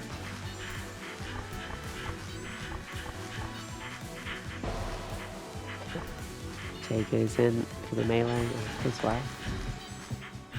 Kind of a weird paradox in this matchup where Lich Rushdown is rarely effective, despite Lich being the literal slowest character in the game. So Jay Feather takes the first card.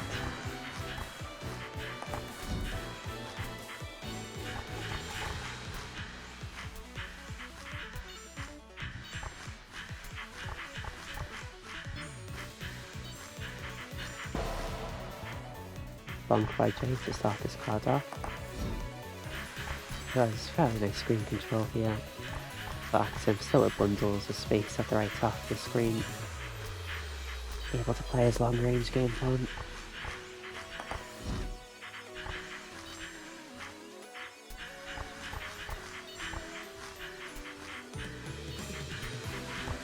The walls close in though, we will be forced into a closer range. Because it attempts some rush down. Get some very nice butterfly placements. Awkward position for Axem there. We will migrate to the left half of the screen though.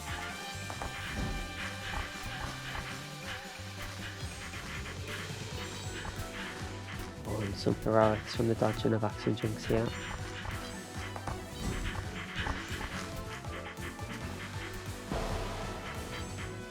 But sad is the land in need of pharaohs as the pressure continues to mount.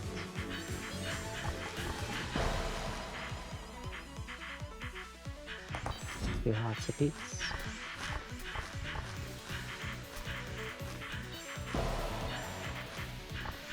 Now Jade brought down to 1 heart after struggling with movement against those kunite.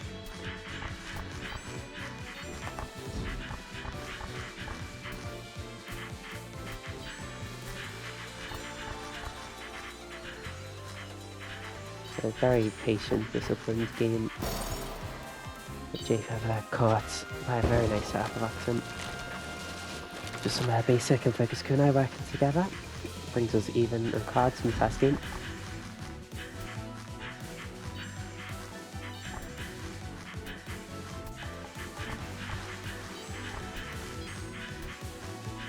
This is kind of like how M&S used to be, where you know, if you had 2 experts playing, you could bet on seeing min rolls like every card.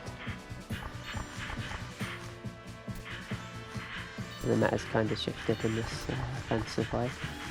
So maybe that's not quite as true anymore.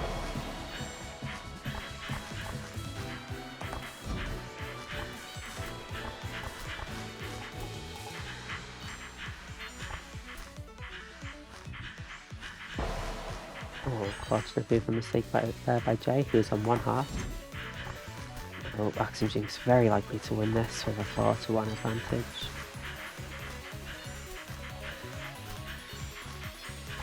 So Axem in a bit of tight space here. As long as he can stay alive, he can still keep up his game plan.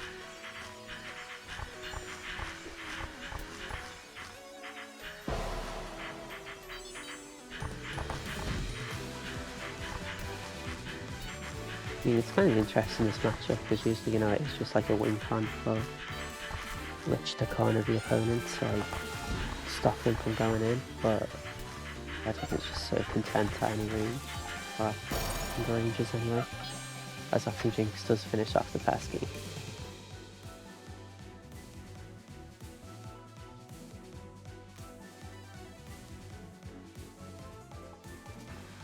So Axem staying. With some hesitation, JFeather picking Sun.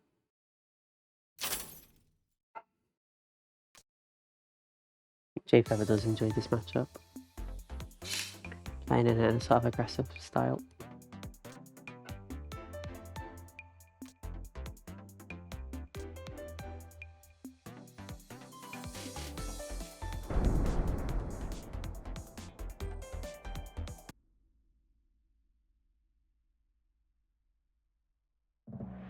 Okay.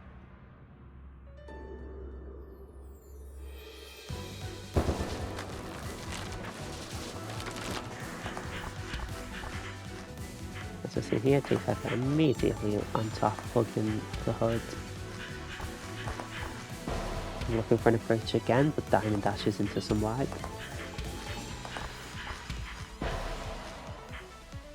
Caught by some trailing kunite.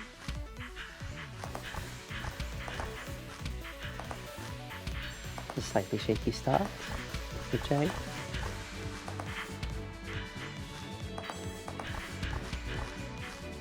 Nothing can't come back in. As the walls close in, JFeather is on the approach. AxemJinx with the speed, just manoeuvring past.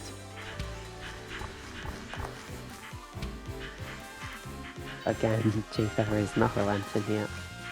After a second, and does get the hit. The meaty setups from JFeather don't work out as they get hit by a wide. Now the melee forces out the vanish of Axem, who doesn't mind too much, and in the card.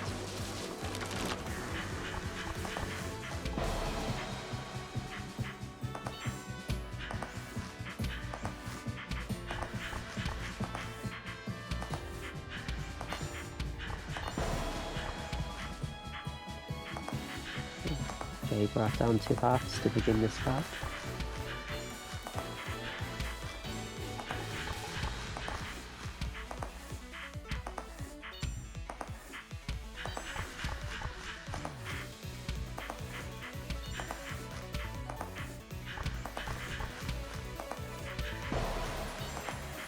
It's a further place wide there, catching AxemJinx moving back.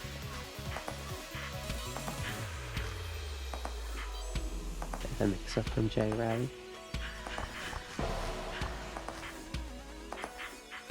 That's 2 hearts apiece as JFeather is on the approach. AxemJinx patiently placing kunite, trying to settle. JFeather biding his time, looking for the moment to strike.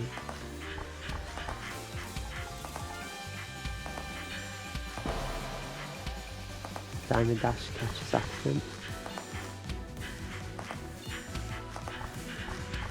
Jay with the heart advantage, 2-1, after previously being 4-2 down.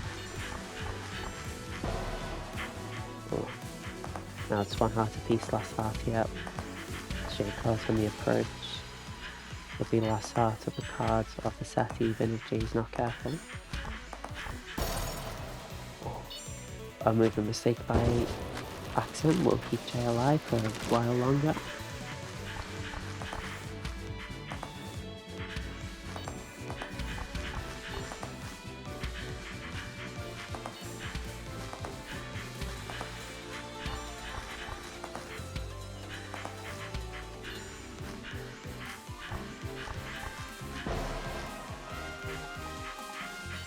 Different Jake playing his aggressive game but gets caught.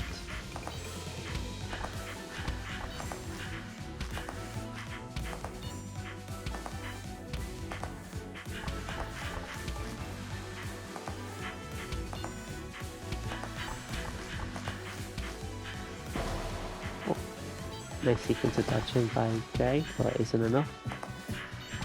Too much pressure from Axem.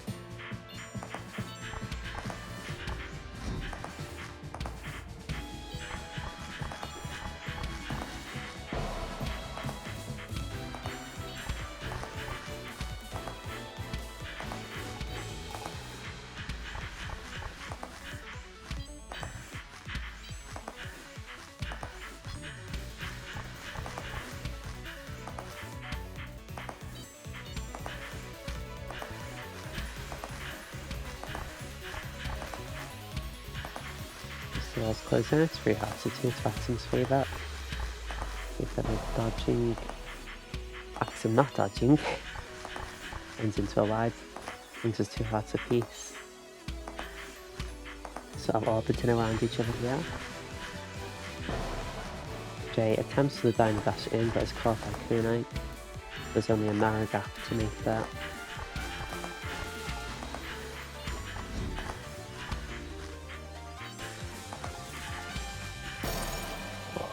And then Axem finishes the card and the match 2-0.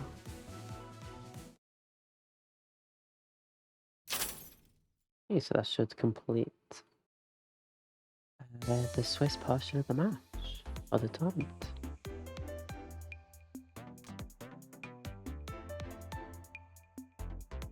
Let's bring that up.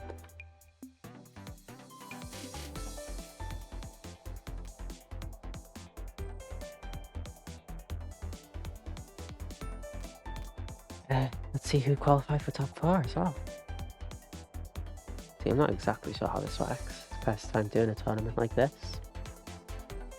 End the group stage. Okay.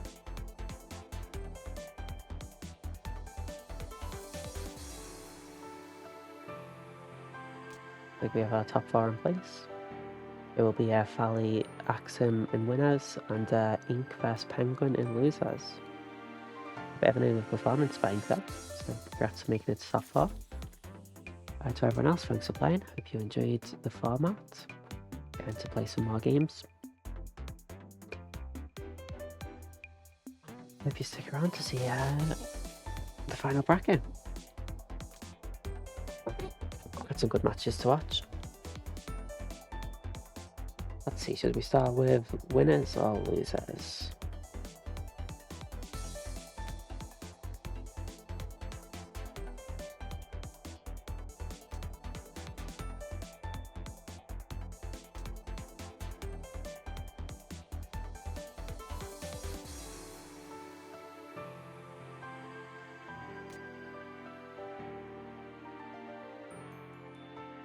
I think we'll start with losers, as this is an elimination match between Penguin and Ink.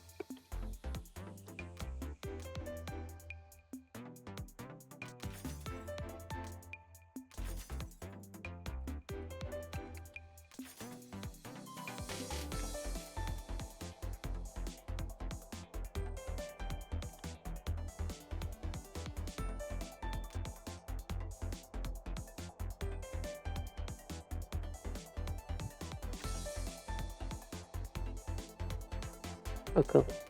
Ink has been playing the game for exactly 1 day less than a year.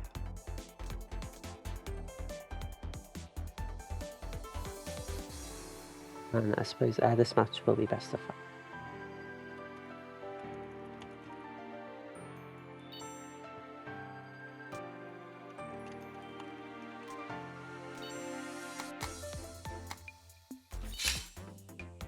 Wait, Ink has left.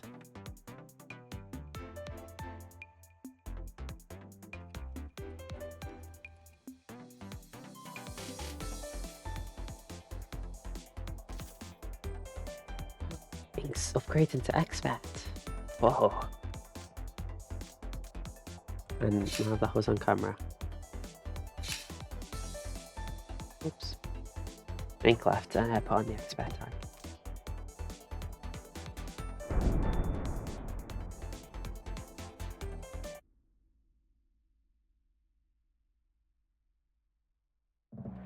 Okay, a debut match for Inca's expert against Penguin the second.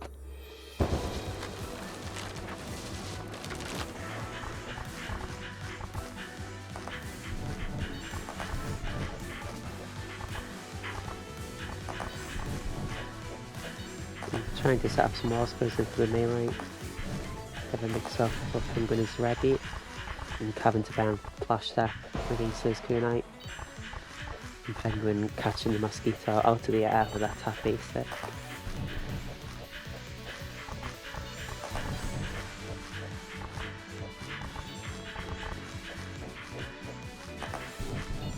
The battle between two very fast characters here. We've seen a lot of macro. But the bomb caught against the wall is caught with basic. Caught again by a wide.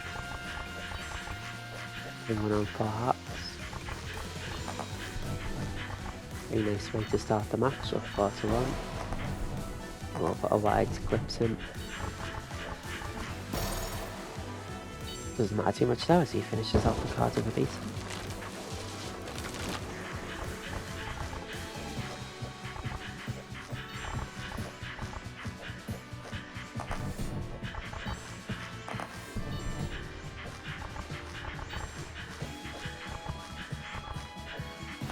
Redwood, and then staying basically mid-screen, to making it awkward for him to set anything up early. He's contesting the space Storm needs to wall. Walls close in before any hits are taken. As the first hit is taken, with that basic against the beat. He burns flash step, trying to go for some melee. Is caught by a disciplined Penguin.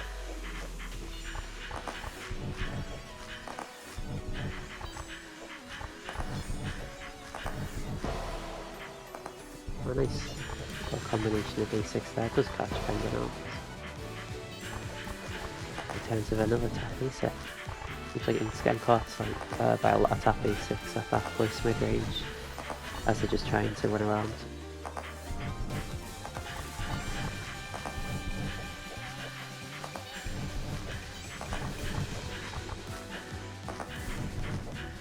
Penguin is a player who rarely will space it.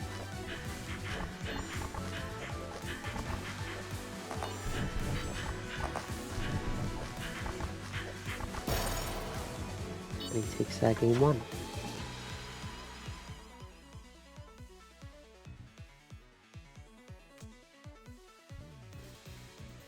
Yes.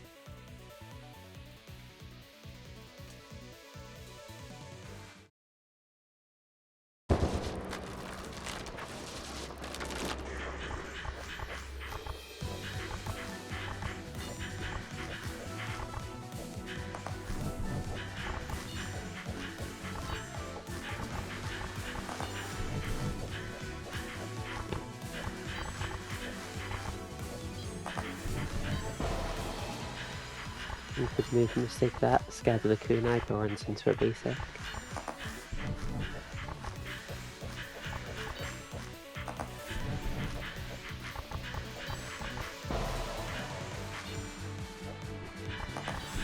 It's caught again, now on 2 hearts. I think he's got a kind of nuisance play style. Not really working too well against Penguin.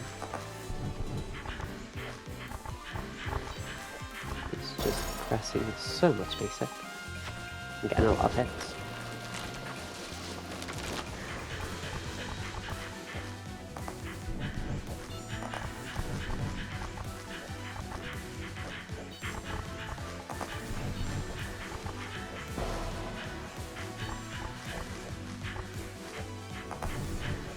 And he's just making it as awkward as possible for the Storm to run around.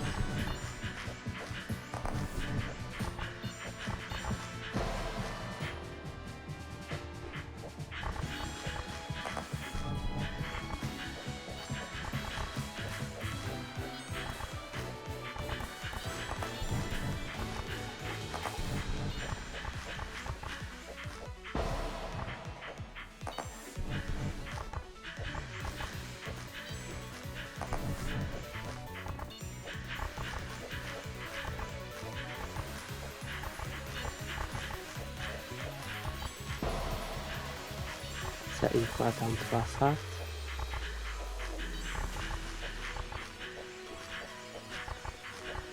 Oh, the funky basic from Penguin that. Gets caught in a nasty little setup actually. No, 2 hearts to 1 doesn't matter so much as they finish off the game.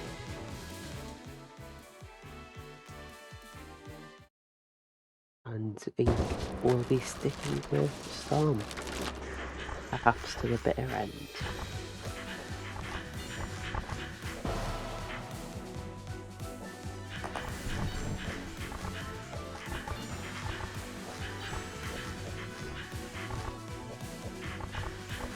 I think Ink needs to adapt the playstyle somewhat if you want to beat Penguin here. I'm really sure you can beat him without walling, but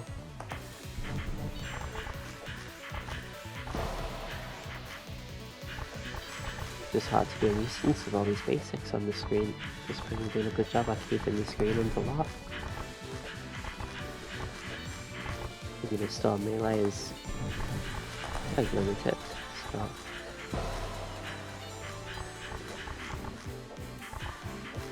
not working out too well. I think brought down to 1 heart.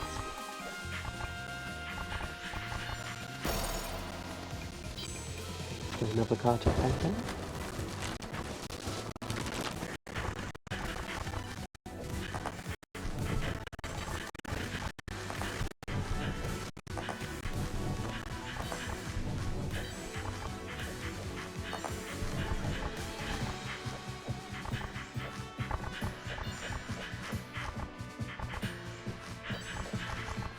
Walls close in.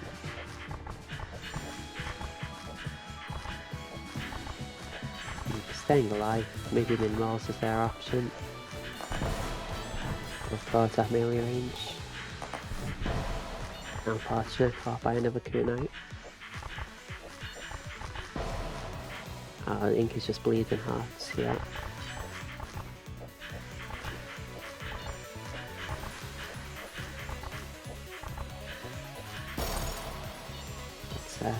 Far out by Penguin to finish the set.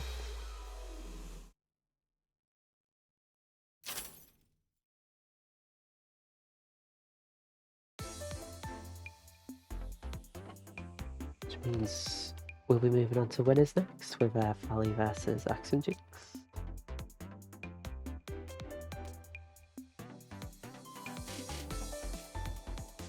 That means Ink is punching a bit above the weight in that match. That pretty impressive of them to make top 4 in the first place.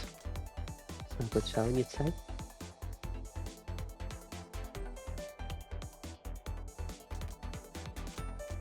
And now the heavyweight matchup, Fally vs Axem. There's been grand finals of huge amount of squiggle waves prior. It's winners finals today.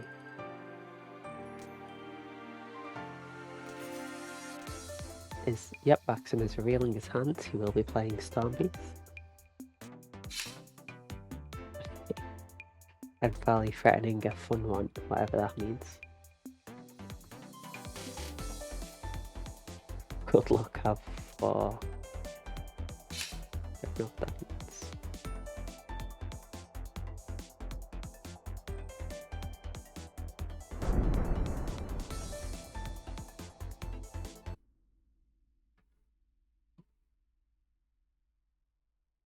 Oh, Death vs Storm. So we saw this with Bob Ink earlier, which Ink won.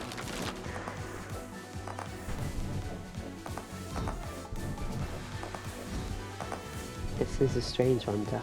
Very slow, can be quite susceptible to walling. Just not careful. Oh, nice moonwalk there to try and catch Fally. Fally's ready for it. Almost getting walled, but thankfully gets a bit of a hit, bit of a blessing. It was a really good mistake from Axem. Has to Ben flash death against that Jellycat.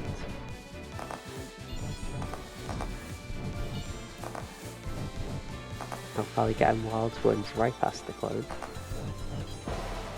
And it gets a hit with a shotgun in return.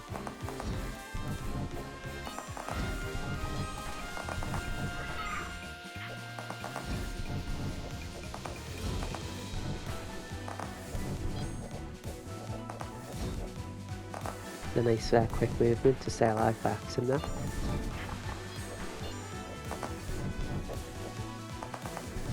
Walls close in, this will be a single basic checkmate, forcing Fally to burn Jellycat.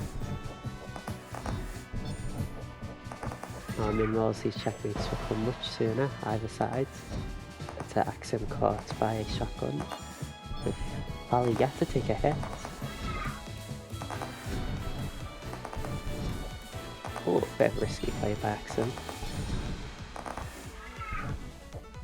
Almost checkmate as the clone disappears. That is checkmate. Loses his first heart.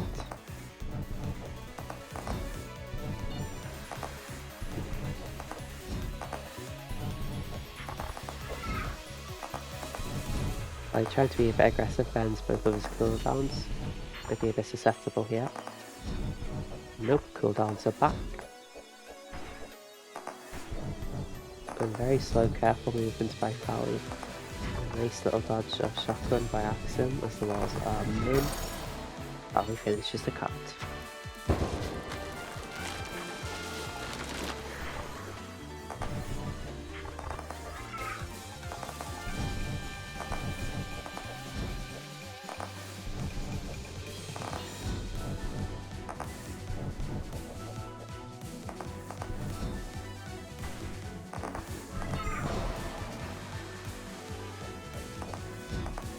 The Jellycat to start.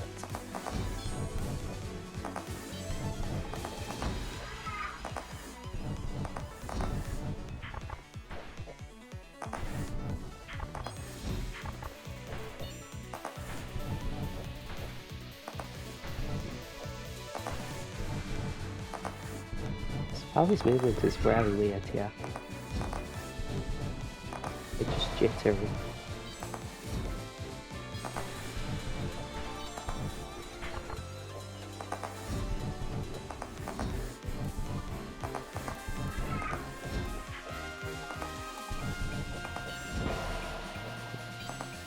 I can't quite stay alive there. Axem gets the hit. Fally on the approach gets hit revived in return one.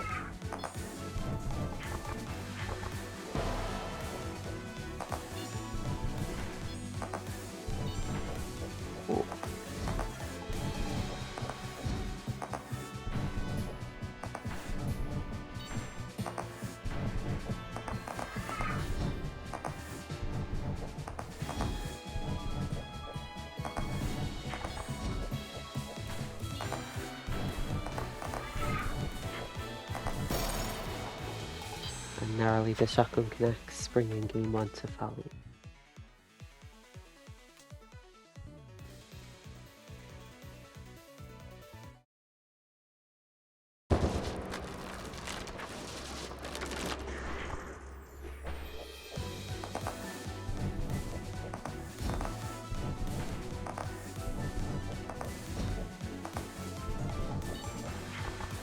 In a really terrible spot here. Ben's Jellycat to stay alive for now, and what a dodge! Like a sequence of dodging to stay alive from Fally there. That was really impressive. Oh, Fally on the counter with some shotguns, actually forcing out the flash there. Oh, nice basic. Gets the hit. Self-disguising his movement almost.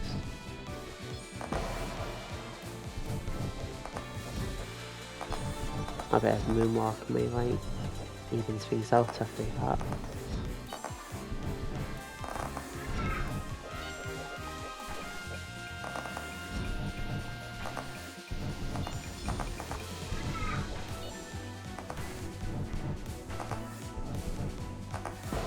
Oh, little side step from Axem to catch Fally.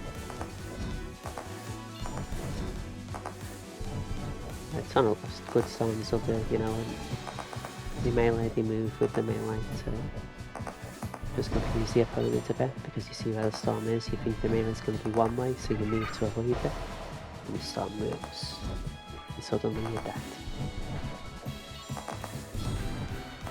There's actually Axem with a heart advantage here, could take the cards.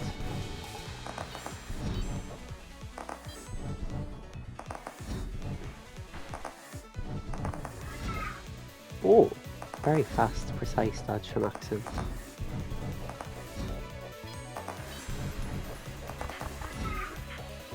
Has to be on flash step there though.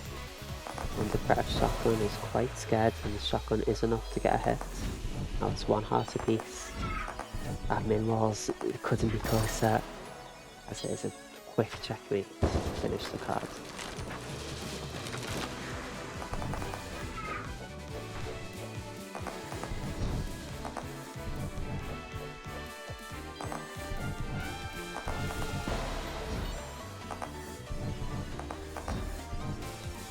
Hi Telecat. It's winners finals right now.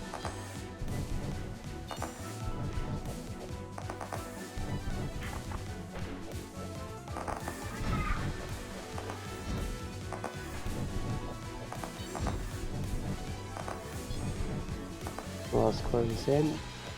Some careful movement to stay alive, patiently waiting for Axem to fire basic to create the gap. Doesn't want to commit too early. A very large Jellycat will force the flash step, and Fally is ready with the shotgun. Lovely attacking sequence there.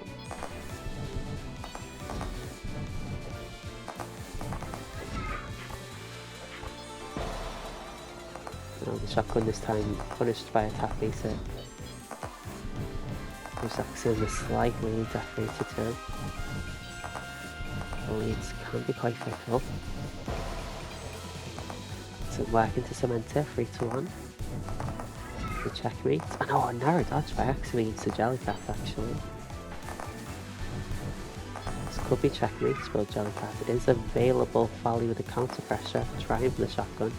Both players survive, but Fally now have no cooldowns. Can Axem wall in time? No, not quite. Cooldowns are back online. As the walls close in, looks like checkmate against Fally. He's going in, threatening the shotgun, and gets it. Now it's 2 hearts to 1. Axem nearly caught by shotgun again, but narrowly survives. But Fally just keeps up with the shotguns. Nearly gets a hit. See, this set compared to other deaths, I think Fally's doing a good job at actually using shotguns safely and effectively. It's been such a powerful tool for him in this game. That being said, AxemJinx does steal the card with a wide.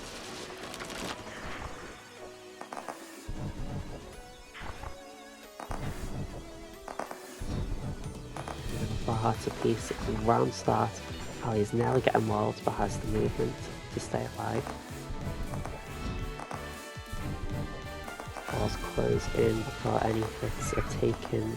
Fally looking for an approach with the use of his Jellycat. Oh, and a very good shotgun to try and predict Axem's winning.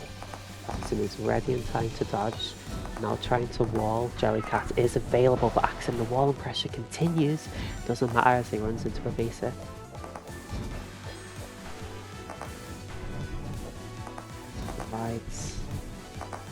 Just anything for a hit here. Fally goes in and both his cooldowns but gets a hit. And another hit with just a little basic this time. No cooldowns necessary. That's a very strong card for Fally, up 4-1.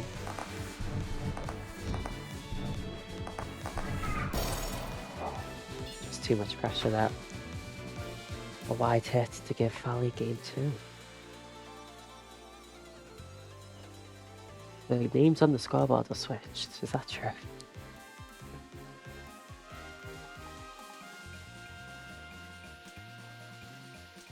Okay, I'll switch that off then.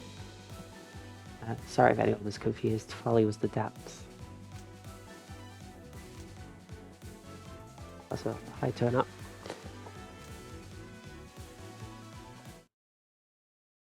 It's been a great match so far.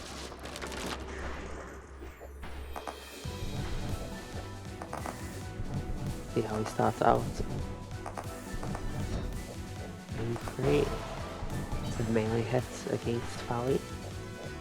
He tries for a shotgun, but Axem moves safely out the way. Yeah, it seems like Death, oftentimes does just have a lot of space to shotgun. because the basics move so slowly. And I guess you'd expect zombies to try and counter the tap basics. Maybe that can be sort of stepped through at some ranges. And of course, zombies does have to commit when she charges her basics, so there is time.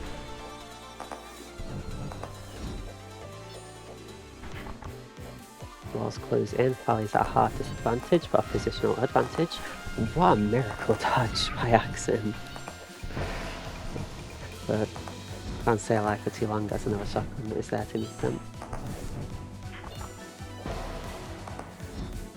And Ada's blessing of a wide. Brings us even. So Axem looking to checkmate here. There is Jellycat available, but it's not needed. It's actually Fally's one to get a hit, suddenly Axem in jeopardy against that wall caught by shotgun.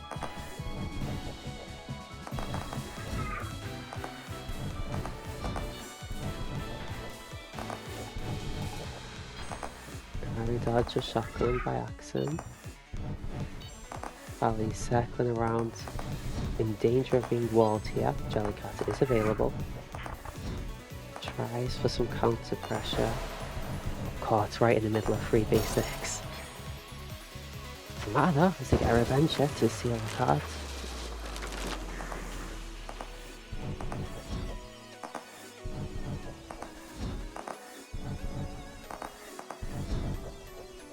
A bit of a wall on threat here for the basics to part. Still Fally having to use Jellycat. Ooh! Checking, I did not expect. Definitely shotgunning at like half screen away somehow makes a checkmate.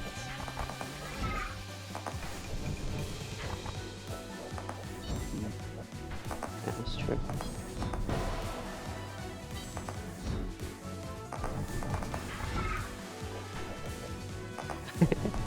The shotgun slightly misdirected there.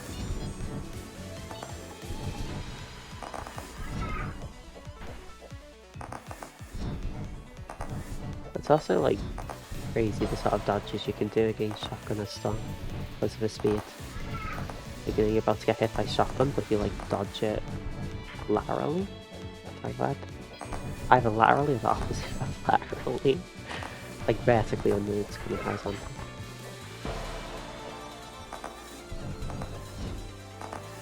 Leading on geometry. Oh, almost an impromptu checkmate here, but Fally barely finds the gap. I mean, he had Jellycat available, so he just had the confidence to make that, which is quite impressive. Especially on one heart.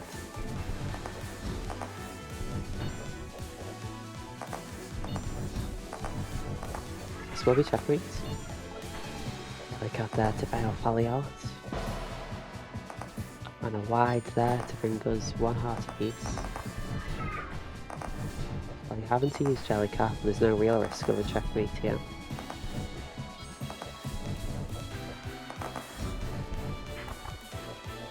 I'll try some pressure. Axem staying alive, but not for long, as the shotguns catch him against the wall. That is a 3-0 to Fally. Still a very good match.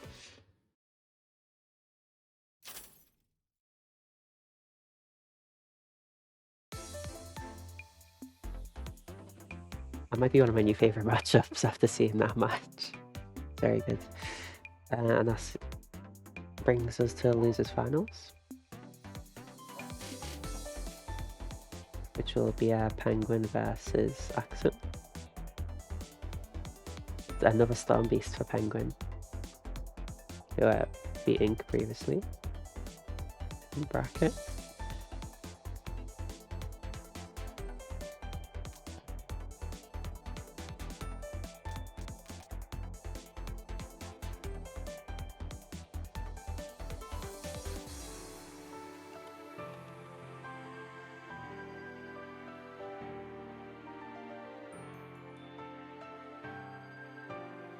Yeah, it's cool to see like Death Storm played comfortably by Death. Because there was a matchup people used to be very doomerish about. I mean, you used to have numbers like 2-8. Which I think maybe from a modern POV isn't so realistic. It does seem like the new generation have like quite drastically different matchup opinions as well. Anyway, we got started with Penguin vs Axem. Repeat of Storm vs Hood.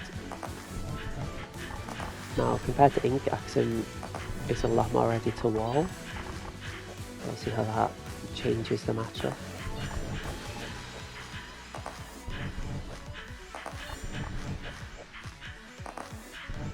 Walls close in before any hits are taken.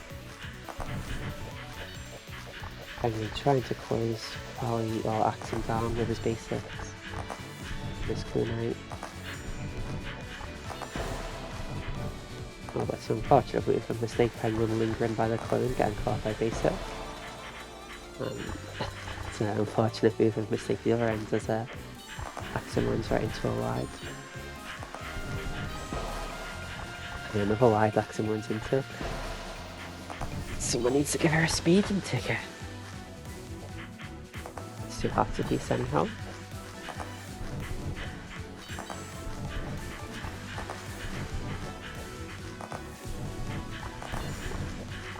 Axem is attempting to get a wall set up subversive with the tap basic to get a hit. And one heart apiece after a fair wide bonk of Axem.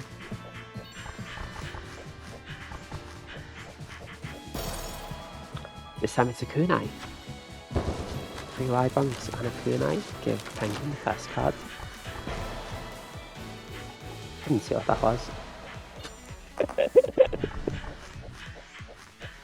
Some sort of melee wide from Storm. Not something you see all the time. This would be like the very edge of the dead zone there.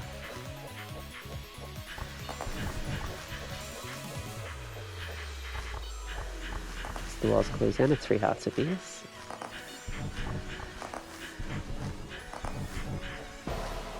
Basics come out, Axem comes into a wide.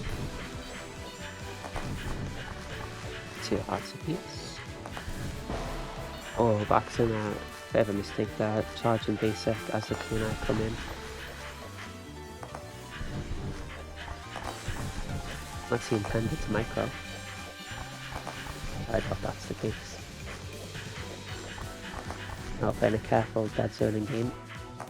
Axem trying to get the melee in, but Storm melee just so committal, he's really struggling. And now Penguin just trying to lure Axem into these basics. There's 1 heart apiece now.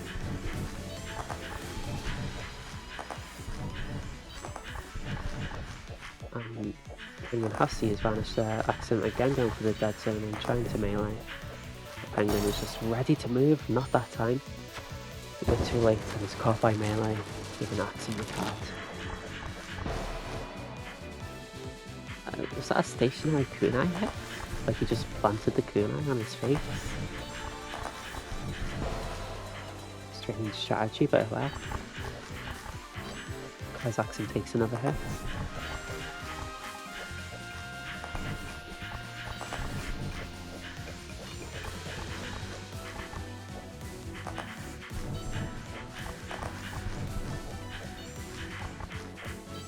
I guess with foot speed, maybe walling just isn't really an option in a lot of cases.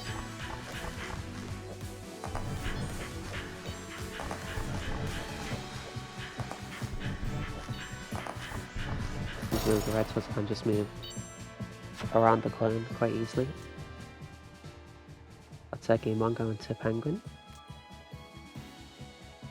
Axem will be staying. I think he's ride or die with the J-Riding Storm. It's a melee hit to start things out in the second game. A melee hit on the Storm. I'm not sure if we can say Redwood has melee, because like their basic dead zone is so big, like by the time you get out the dead zone it's almost like you're out of melee range. I mean, you'd still call it melee, but questionable.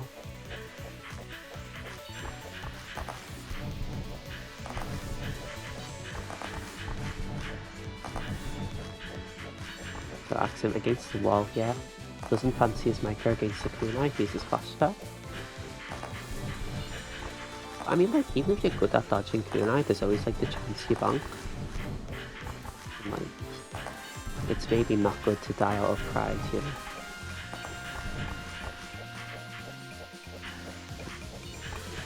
The wall's closing. At min walls now, Axem trying to misdirect these kunai but gets caught. Gets a revenge hit with the melee. So Sunstorm Beasts love to do revenge hit melee, trying to use the invulnerability of Vulnerable as quite a safe option.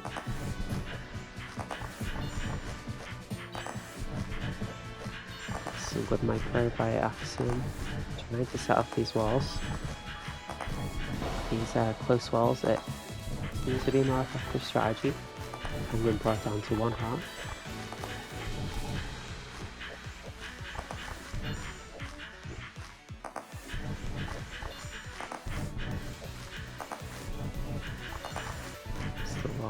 Close in, so the Storm's walls forcing out the vanish, but the Moonwall checkmate! Checkmate with the Moonwalk! There was no escape for Penguin there, no vanish, no option.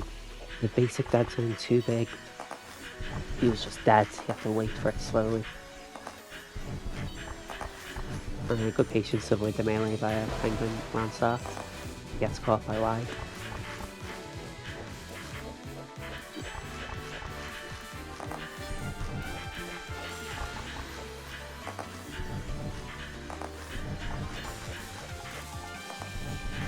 Yeah, I think Axem's just playing Storm, like, to land and have fun.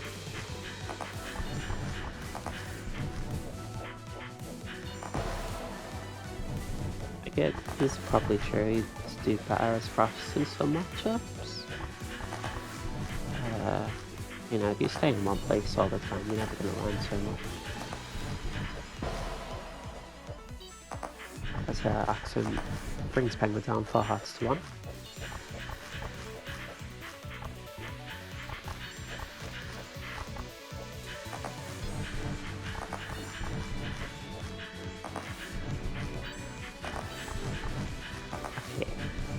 I'm subtly really glad that like Maiden and Spells kind of moved towards European, because it used to be most players are American, now most players are European.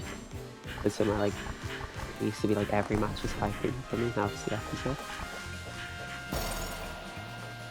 Axem wins in with the wide, is a nuisance, and gets the game to even the set, 1-1.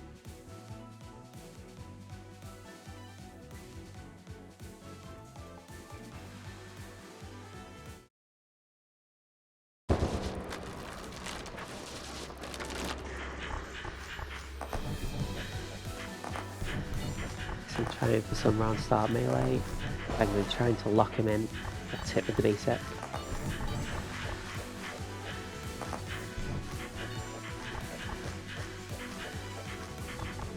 It's quite weird how it's been such a shift. There are so many people European now. It just happens out of nowhere.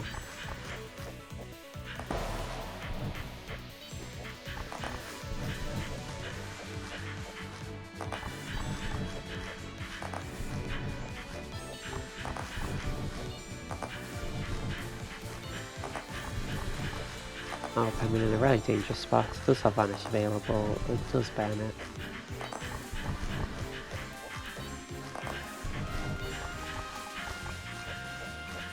Seeing Jackson play quite a careful card, I say, as he runs in. Walls close in, 3 hearts to 2 in Penguin's favour. Jackson trying to set these walls off, and it will be a successful checkmate, forcing into the Vanish. Now Hood is kind of weak in the sense that her Vanish has such a large cooldown that gives Storm a very long window to set up another checkmate. So kind of the opposite effect versus Death, where the Jellycat has such a short cooldown. It's like a completely different game from the Storm here.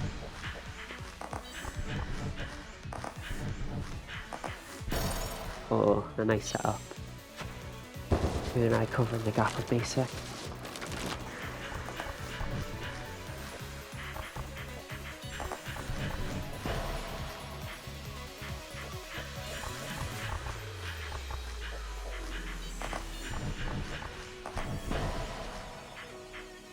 And Axem's melee is this time punished.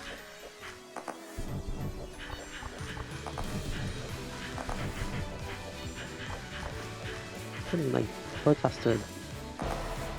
Like, our counter melee is to rely on kunais that will take like 3 seconds in the past. And it's just like trying to lure up the storm, trying to get her to make a mistake.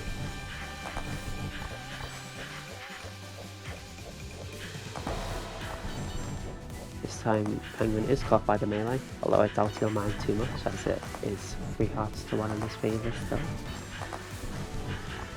Not quite a checkmate here as the base 6 power plays.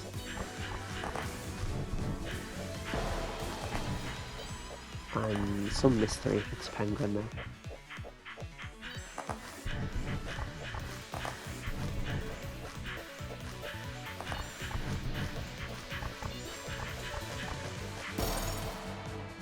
Let's some focus kunai catching Axem. That's Penguin going up 2 to 1.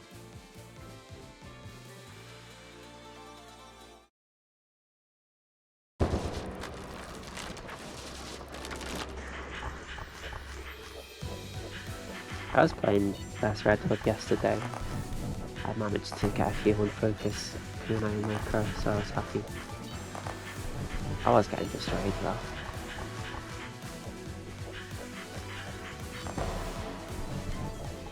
Melee attempt lands for Axem. And another. 3 hearts to 2 in his favour.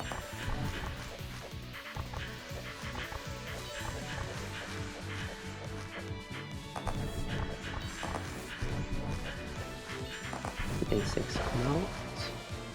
The kunais come in. It's 2 hearts apiece. Now 1 heart to Axem after caught by basic. So I might have Axem. Penguin in danger of getting walled here. Does have Vanish available. Doesn't need it however.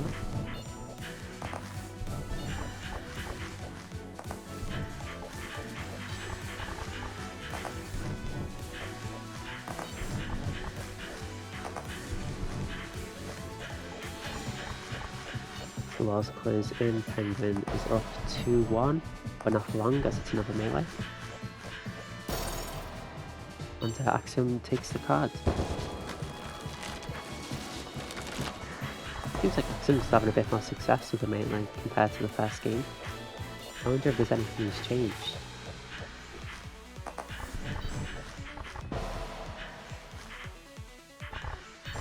He's caught by Focus Kunai, gets another melee hit. That's 2 melee hits. 2 hits in total for Axem's card.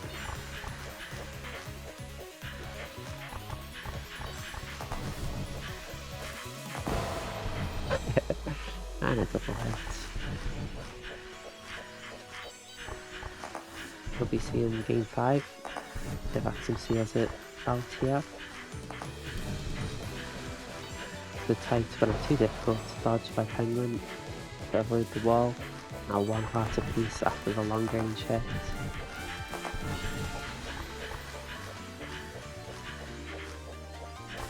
Very patient game. You almost feel the nerves.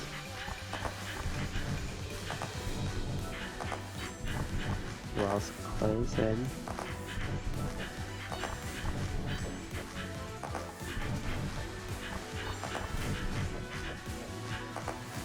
Dodge is another chance. Stay alive to win the card. The clone placements and the melee had to be the melee as AxemJinx brings us to game 5.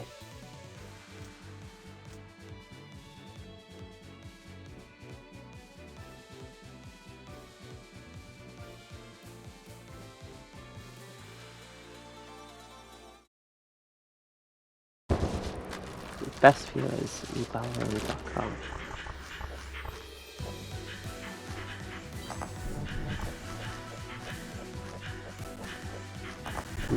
I'm not actually sure how to ban someone. I guess I'll just pin him. If anyone here happens to want best viewers, you know where to go. I wonder how often those bats actually like wear. I don't really want like robots watching me, that's kind of weird. Why would I pay them to get a robot to watch me?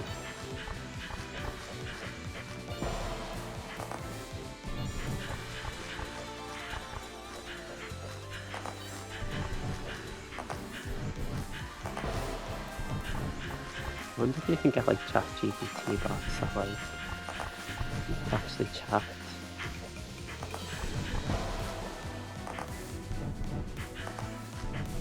Weird. Anyway, there's actually a game going on apparently. It's 2 hearts apiece. Best card. Game 5.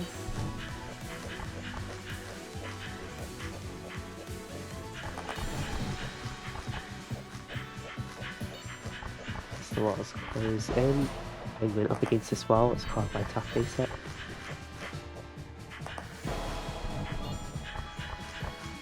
Sim is caught by Kunai to even things out 1 heart. In a long range game for now. So I'm going in with the melee supported by Clone, doesn't get a hit. Now we're playing a bit of a dead zoning game, and in the chaos, Penguin is caught by wide.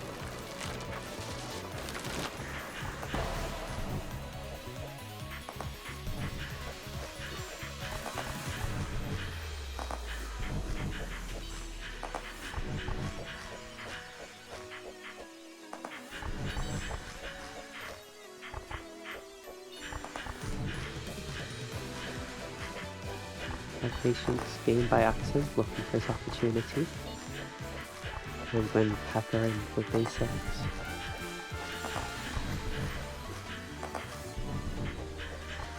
The walls close in, Axem comes in with a melee, which has been quite successful for him.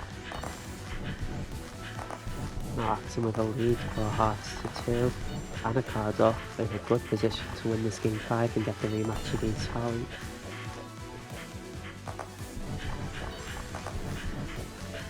Walls close in, Storm Beast bonks on a wide, Axem going for the melee, and patient to avoid it and gets a hit to even the cards of his basic.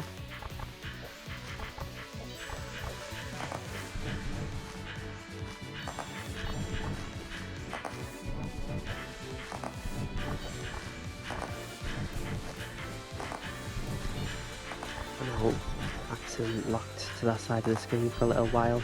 Goes for the melee, actually encourages, almost forces the vanish from Penguin.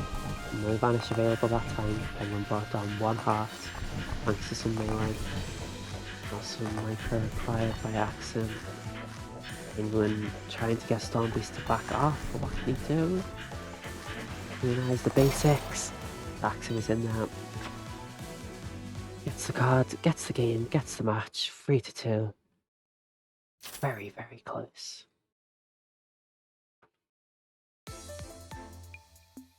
Seems like quite a bit of adaptation from Axem there.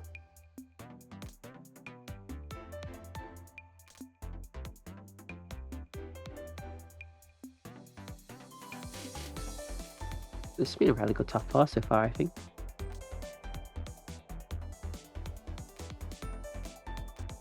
Now we have Grand Finals, Fally on the winner's side versus Axem on the loser's side.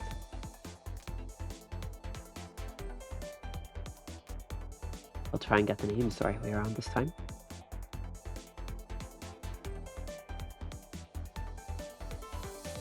What? Fally thinking this is like one of the Super Spell Sundays tournaments. It's a reverse character select tournament. Does he know it's Squiggle Boy? Someone should tell him.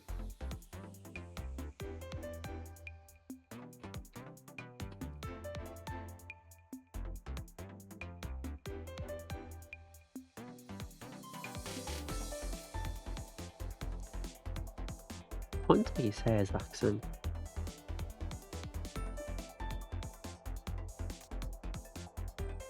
Wham.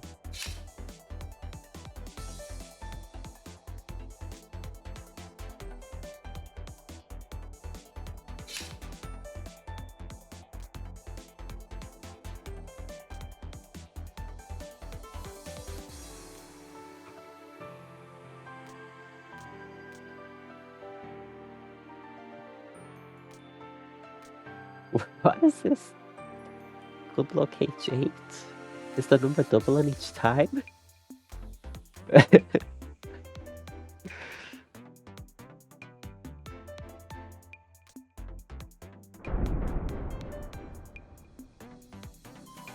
is a good move.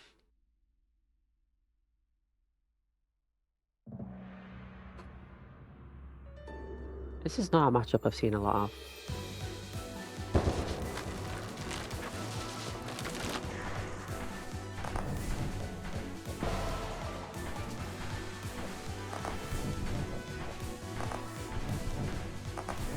For some reason, I'm thinking about like Max's Worm. I think I've seen Max's Worm play this once. That was ages ago.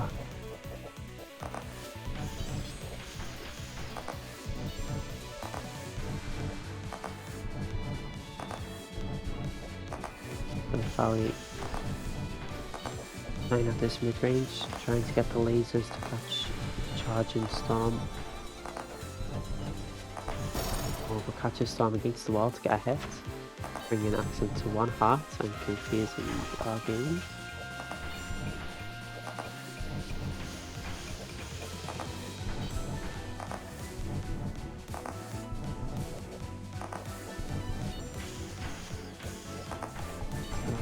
Axem stuck against this wall, having to dodge these lasers, but can't keep up for too long.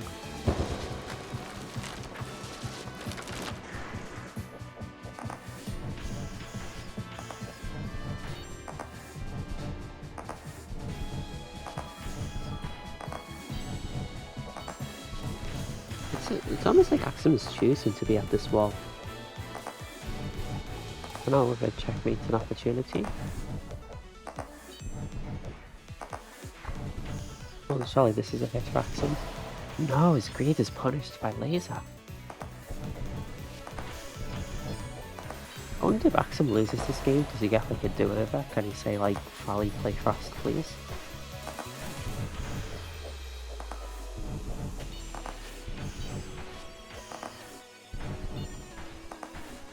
Unfortunately, Clone disappears just as Axem needs it most to finish the checkpoint. And Fally patiently avoids any attempt at melee. Oh, very nice lasers, but equally nice dodging from Axem.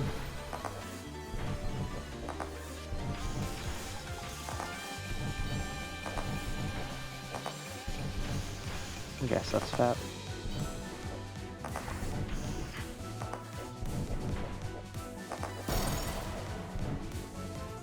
Axem brought to 1 heart.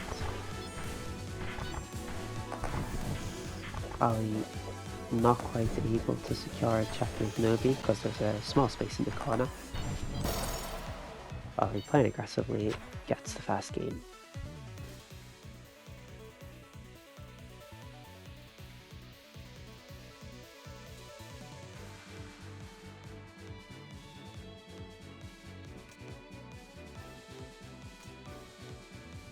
I was trying to play M&S on keyboard recently, and I kept getting sticky keys notifications as shift is set to focus.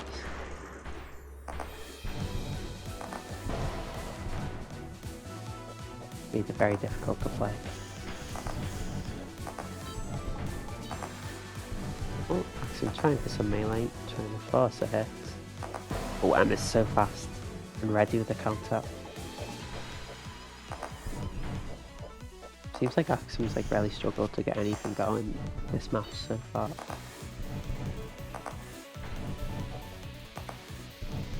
Plus there's a danger like once Storm Beast gets going that the worm just has like no chance of escape. And Storm could just wall, get a hit, lead to another hit.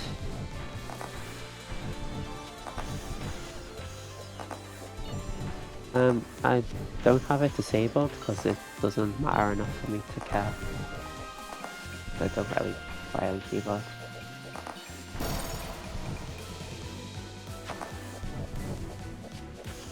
I should probably fix it though, to be honest.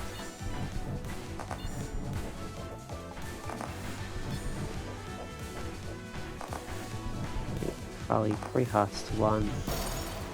Goes in, gets the laser hit.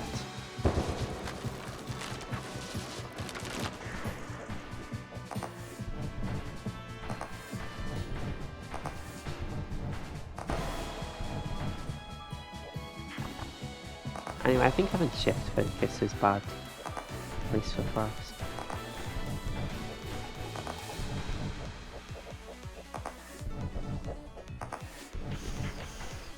These lasers forcing out the flash step.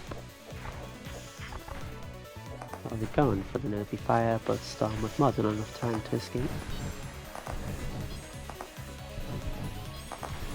Always funny when, or at least Fally makes Storm Beast look like the victim in this matchup.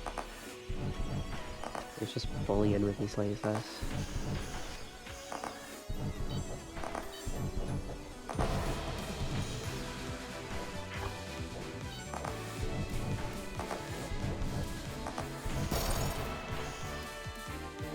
Axem brought down to 1 heart. And that's the game. Now Fally up 2-0.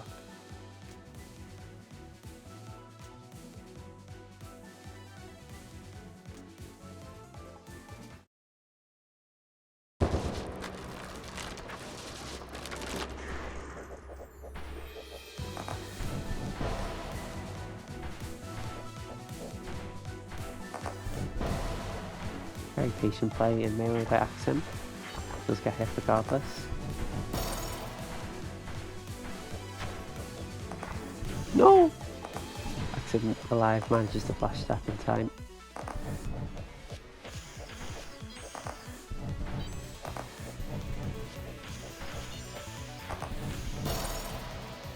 It'd be nice to see like one card of min rolls, but I don't think they'll get their privilege.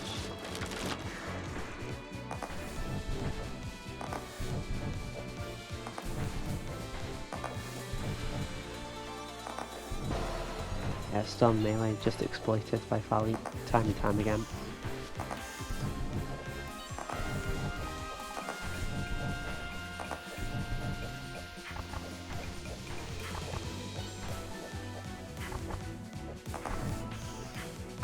Oh nice, Axem gets a hit with the flash that charge basic.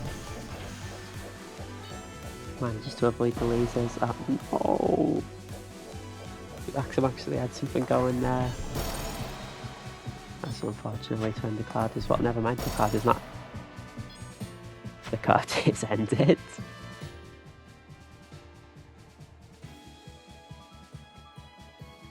But yeah, it's kind of a sad way to end it. That's Fally winning 3-0. Winning this tournament. That's his 12th Squiggle Boy victory.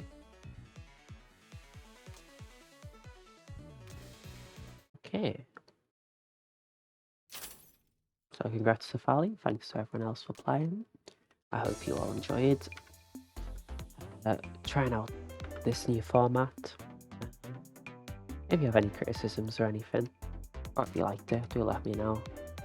I think it is better, but maybe it could use some fine tuning. Not sure if 5 games is the choice or 6 games is the choice for Swiss. This one went up like 2.5 hours, which is about right. I don't know, I'll have a think. Guess I'll show the brackets as it pans out. Did I make a mistake, Talika? And let's have a look at the Swiss as well. Whoa. That's a lot of information. You can take it all in if you want. What do you plan on doing this again? Because the weekend you do this matters for me.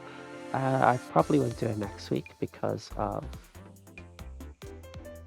the World Cup. They're in clash for the final. So it'll probably be in 2 weeks' time, the next Squiggle Boy. Apparently the standings tab doesn't actually show you the full standings, it just shows you top 4, which is entirely useless. So who got 5th? I don't know. Maybe J Feather. Maybe Bob. Couldn't say. Anyway, I guess that'll be the end of the stream. Thanks for coming. Again, do let me know if you have any criticisms of the format. We'll be going in 2 weeks. Hope to see you then, or in the lobby in the meantime. Bye-bye.